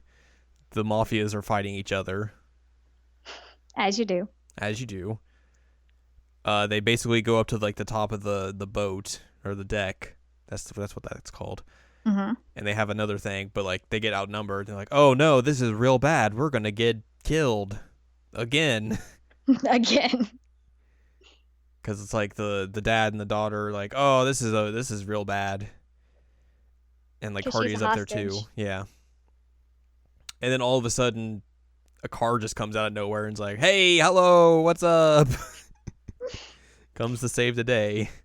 Turns out, there was a car that number 7 was guarding, Yep. which number 7 was Cece, and full Real on in good. costume. Real And good. they decided that Saint was going to drive up a ramp of stuff in the car, and Van Helsing was going to shoot a hole into the roof, and they were going to ride the car onto the deck. As you do. And they did. So that gives them the upper hand. They're able to get off the boat. Except for And Saint, he stays behind. he stays behind. And then they drive away thinking like, oh, everything's fine. We're in the clear. We got those guys. And then Italian guys Turns out, bitch, you thought. so the Italian guy has a tank. A tank. Yeah, your everyday normal 19th century tank. God, that was a noise. So we get this like giant chase through Liverpool. It's just the tank just driving after the car And shooting at it. Shooting. And also there's just points where it turns into the penultimate boss fight from Metal Gear Solid 3 where the Italian dude's just like sitting on top of the tank just shooting at them. It's real, man. It's something. It's ridiculous. Oh my god. And so I think it's Lupin who comes up with the plan. He's like, you know what, just run straight into that building. And everyone's like, that's a bad idea. He's like, nah, it'll be fine. Probably. So they do that, and that disables the tank. And they're able to basically get everything under control. And everyone's like, yay, we did it. And then Saint comes up, and he's like, hey, everyone, good job. By the way, the cops are going to show up any moment because I kind of took all the valuables from the boat. Maybe get in the car and let's drive. You should probably leave. And you just hear like Leonard be like, Lupin. Which is so funny that Saint's just like, so I stole everything. And you find out in the after story, it's like, so basically after the cost of like fixing Impy's car and paying the price to fix the things in Liverpool, they're in the red. Whoops. Whoops. Oh, that route's something, man. It was funny. It was so good. It's something that you kind of need after like with everything else being like very serious. Yeah. And also just like a cool thing to see like, oh, well, we can put these characters in like a completely wacky and goofy situation and it can totally work. It works. Yep. So that's something. Oh man. What a good thing. I liked it. What a good thing. Good thing. Also, apparently those characters show up in the next fan disc as well, so hopefully there's something equally as good. I hope so. And then I guess to round it out, we have the Finis route.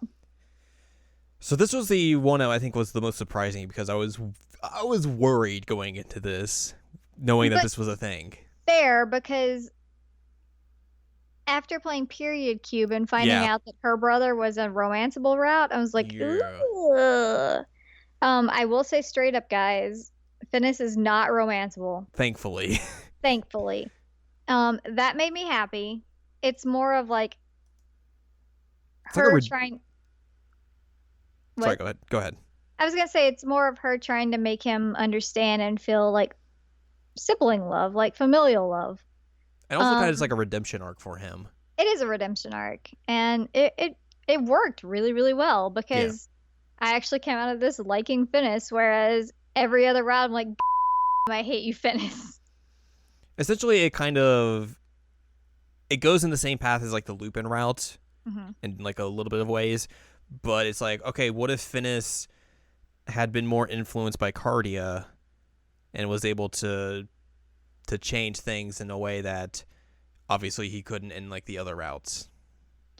Yeah, because Cardia basically like ends up at the cathedral stronghold and is like, I'm just gonna stay here for a while and try and like talk to him and figure out like Yeah. what's going on. And he's very resistant to what's going on, but you start seeing cracks in his armor. Like at one point, he gets his hand burnt, and she gives her handkerchief, thinking like, "Oh, you can wrap it up." And he's like, "That's dumb. Why would you do that?" And Well, then like like, Alistair's like, yo, that's gonna make things worse.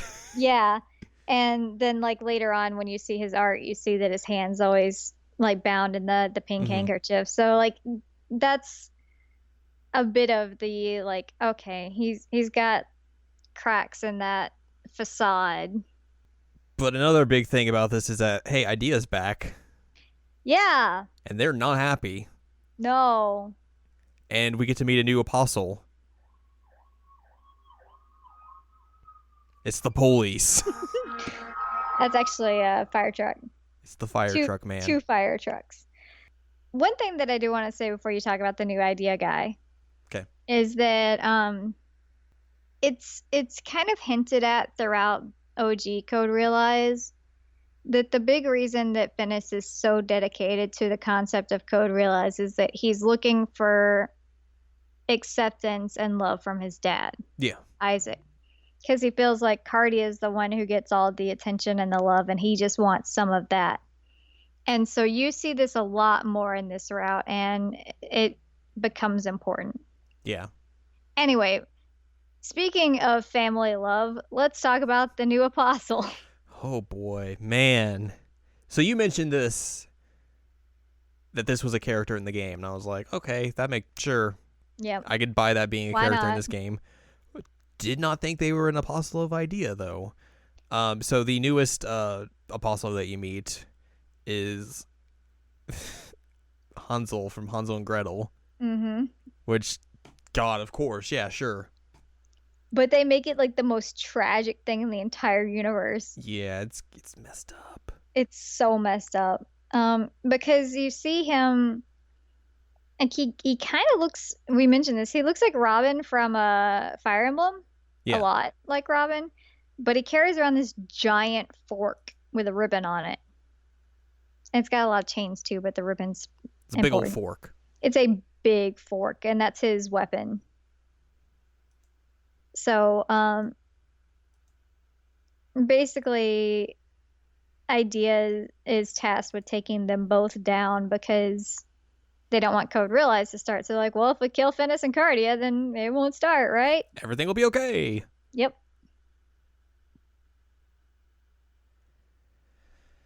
So yeah, that's the whole thing. That's it. Which, That's the story. which Kidding. I guess we still have there's still big members of Idea that we still don't know, because we get two of them Yeah. from this game, which Yeah, makes me wonder if because like they add to those in like the next fan disc or what, because like you could go just ridiculously crazy places with whatever you want with these, because apparently they can be whoever they want. yeah, I mean, I think there's what 13 of them. It's a big group, I think. So yeah, that probably sounds about right. And so we know Saint, we know Guinevere, we know Hansel, Hmm. and then the other guy wouldn't count anymore because he's dead. Well, I mean, he still would count. He was only I mean, dead in the Saint Germain one because Saint Germain kills all of them. it doesn't kill all of them; he just kills him. No, he killed a bunch of them, didn't he? Because that And was the whole thing of an OG Code Realize that hey, he had to kill all the oh, the well, I people. mean, in Saint's route, he killed them. Um, they show it in a flashback that he specifically was sent to kill that guy because of his But work on the Philosopher's Stone. So he assassinated that guy. but he was still an apostle. He was a former Yeah. apostle, but I assume that he got a replacement because it would be weird if they're like, we have 13, but like one of them's dead. But regardless, we know at least of 4. Yeah. So And so Hansel is our newest one, yeah, big old fork boy, and he actually has art. So and he's married. He likes to stab a lot. a lot. He stabs a lot of Finis copies. Mm-hmm. So yeah, like we got that. That's the whole crux of like, oh, they want to make sure this doesn't happen. So whatever, just kill them, and then that'll be a-okay. And Hansel specifically asks for this task. He's like, Mm-hmm. I feel like it should be me that kills the twins. Yeah. And again, that goes back to like how tragic they made the story, which do you want me to talk about that? Sure. Okay.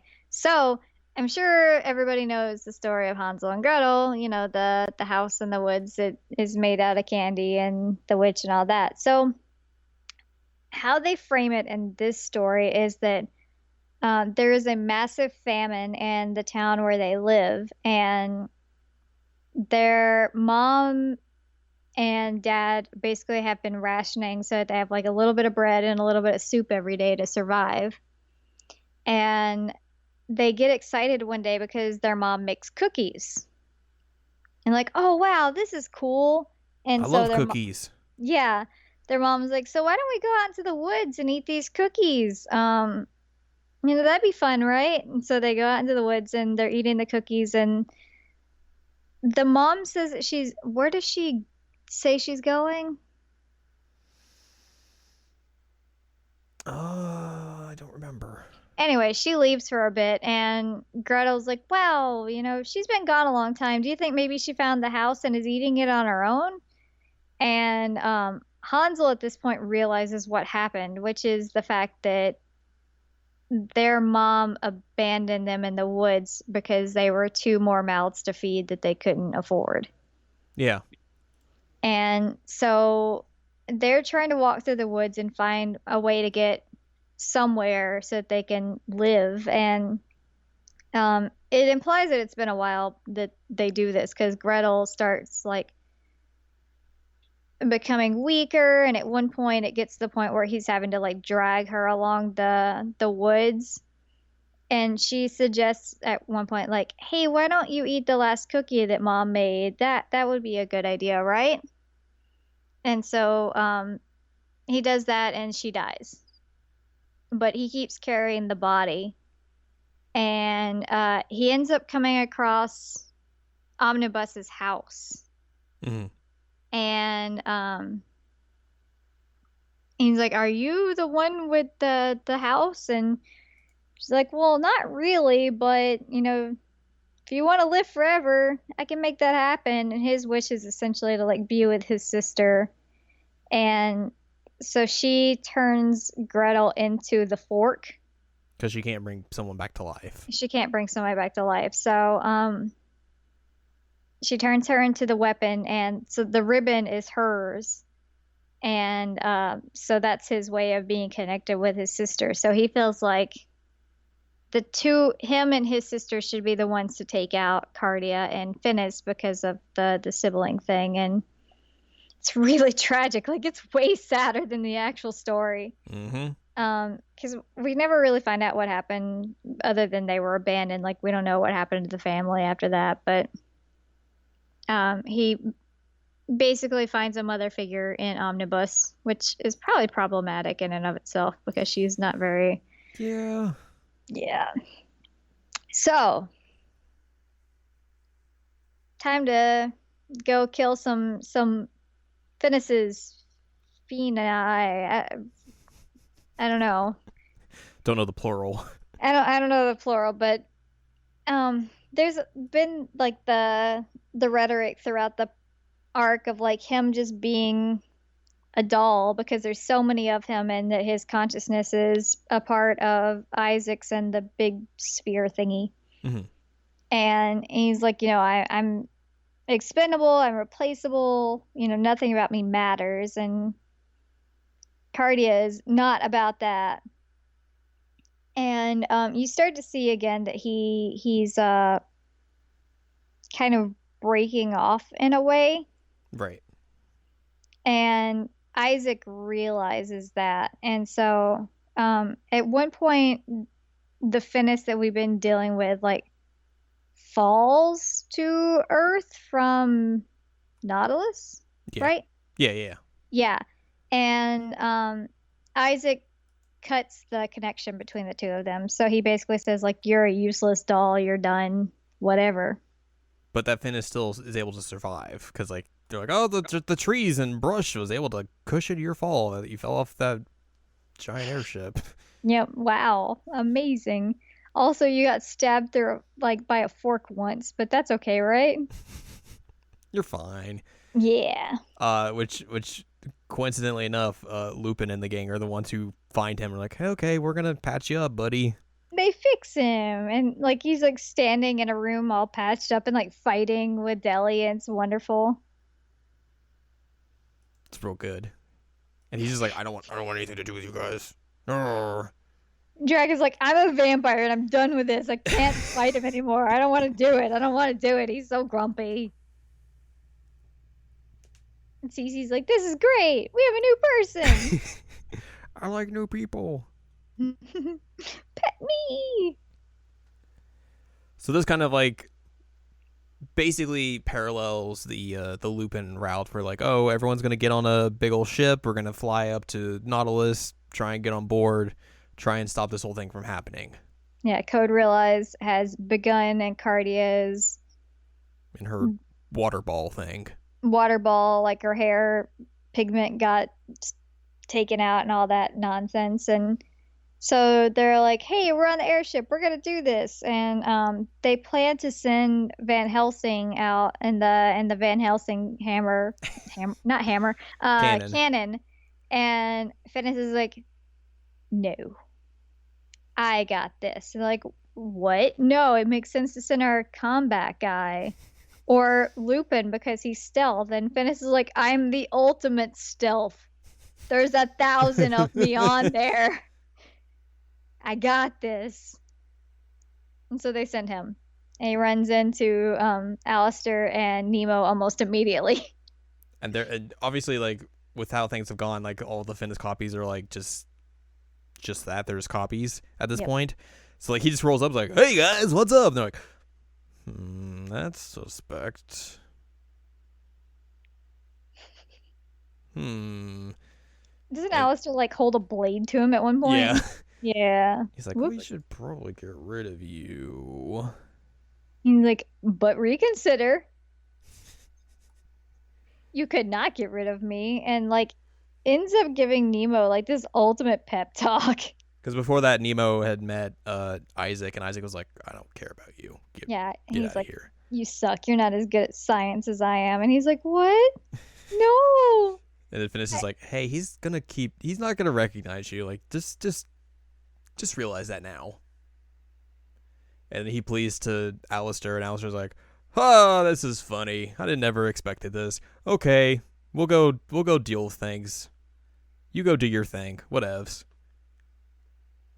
Which I think it is a good parallel that Nemo like loses his mind because he can't get acceptance from Isaac, who he's always wanted acceptance from, and then like that's the same thing that happened with Phineas. Mm-hmm.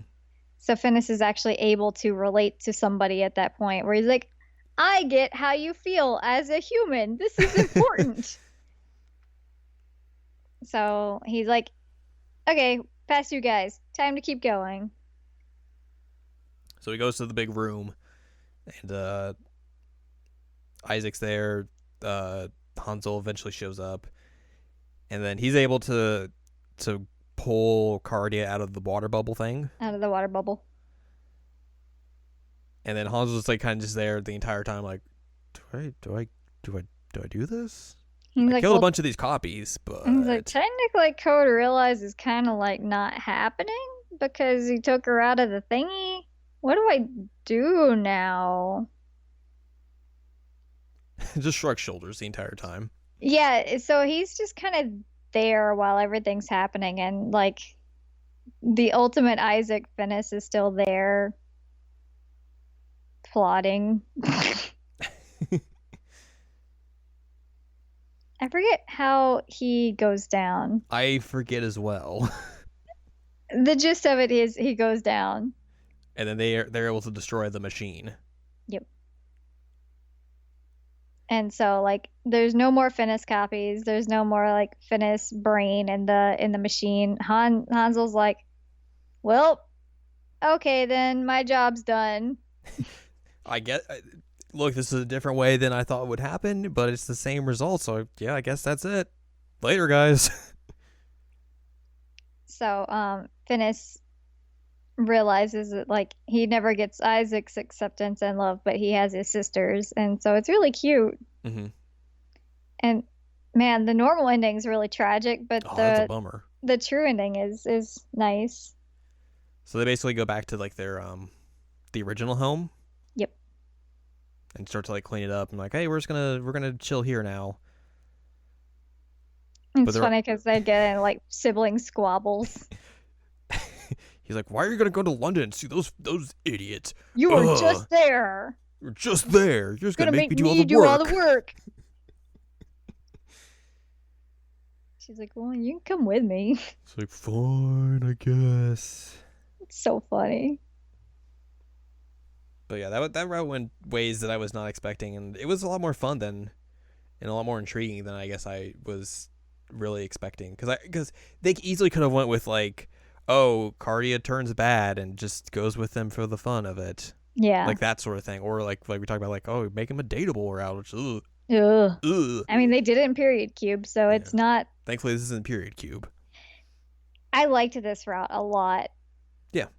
And it did a lot for Finis, which was helpful.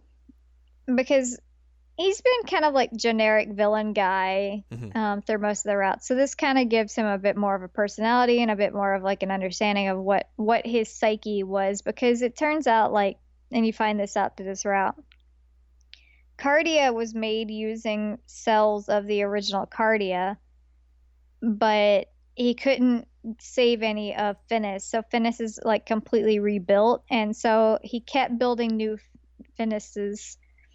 And every single time he'd like start one up, he's like, who are you? Mm-hmm.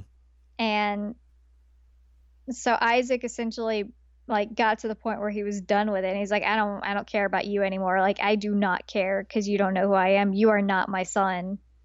And even when he builds Cardia, like, he's like, yay! But then all of a sudden he's like, oh, but she's just a copy, so it really doesn't matter. Yeah, it's real tragic how like it's explained, but I liked this route.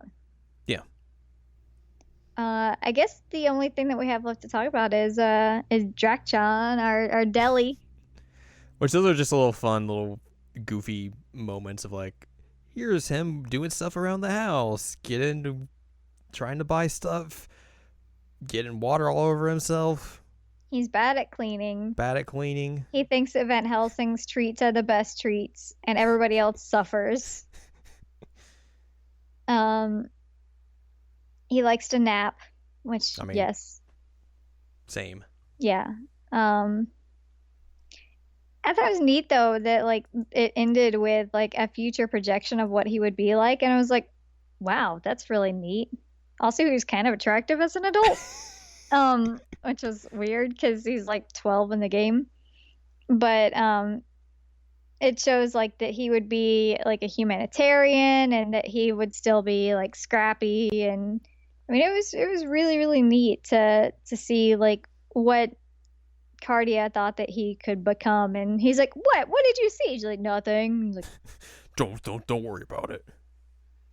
So it was neat. And then finally we got the CG, which we were bummed that it wasn't an actual game show. So there was a CG that we saw in like the pre-release materials of like, oh, it's a quiz show. And I was like, oh, is there a quiz show in this game? That would be rad. But it turns out it's just a big CG of the characters doing a quiz show, which is still good, but it's disappointing that it's not like an actual feature. It is disappointing, but the CG was wonderful, and it really showed everybody's personalities very, very well. I agree. That's essentially the fan disc. It is. It was wonderful. Like it actually did a lot more than I thought that it would do. And this is my first experience with a fan disc in general. Mm-hmm. And so it was exciting to get to go back in and see the characters that I like. And it kind of felt like a real extended like DLC. Yeah. But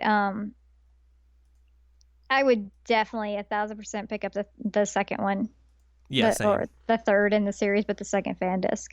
Which hopefully they bring out, because like obviously we don't know, but it would be a lot of fun if they did, because if it's anything like this one, then it could be real goofy and fun in the same ways that this was. So Yeah, I mean, I was really, really blown away by how good this was. The one issue that I had with it is there were a lot of typos. yeah, A lot of typos.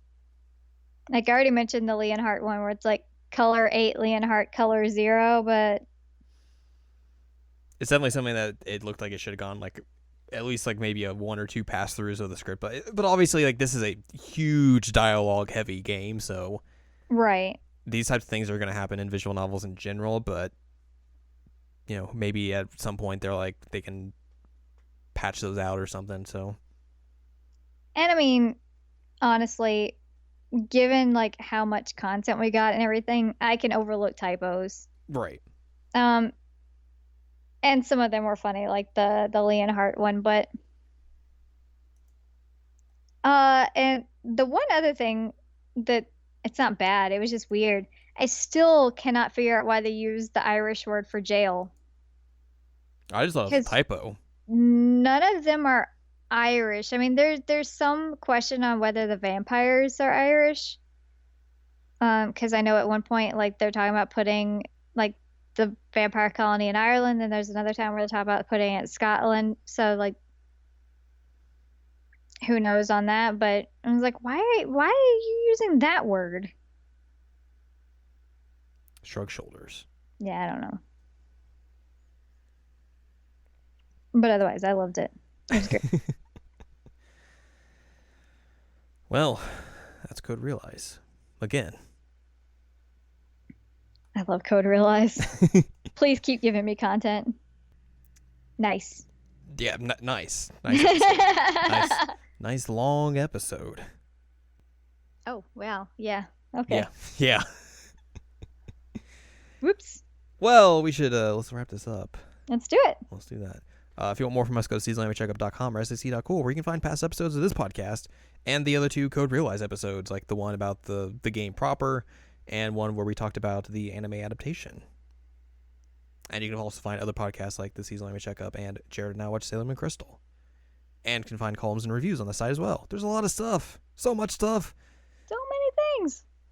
If you want more from Ladyem, go to Ladyem.com. She's got stuff. Less things. You can follow us on Twitter, twitter.com/anime checkup. It's got stuff. Like AMVs. Like, well, no. I mean, they could ask us if they want. True. But those aren't necessarily on the Twitter right now. Okay. There's a picture of Loki, though. And it's beautiful. You can support the podcast on Patreon, patreon.com/SACOVA. If you're like, wow, this is a great podcast. It's real nice. What if I gave these people $1 and be like, yay? That's the thing. Next week, what if we get real fooly and cooly? Nice. Because that's the thing I could probably watch between this right now and next week. Yeah, I think so. So yeah, it'd be easy. We'll probably talk about that next week. One anime that I've actually seen that Jared has not somehow. True. The rare exception. The rare exception. So yeah, we'll discuss that next week and other stuff. Also, before we go, Victor remains best boy. I'm done. The definitive answer. Yes. Nice.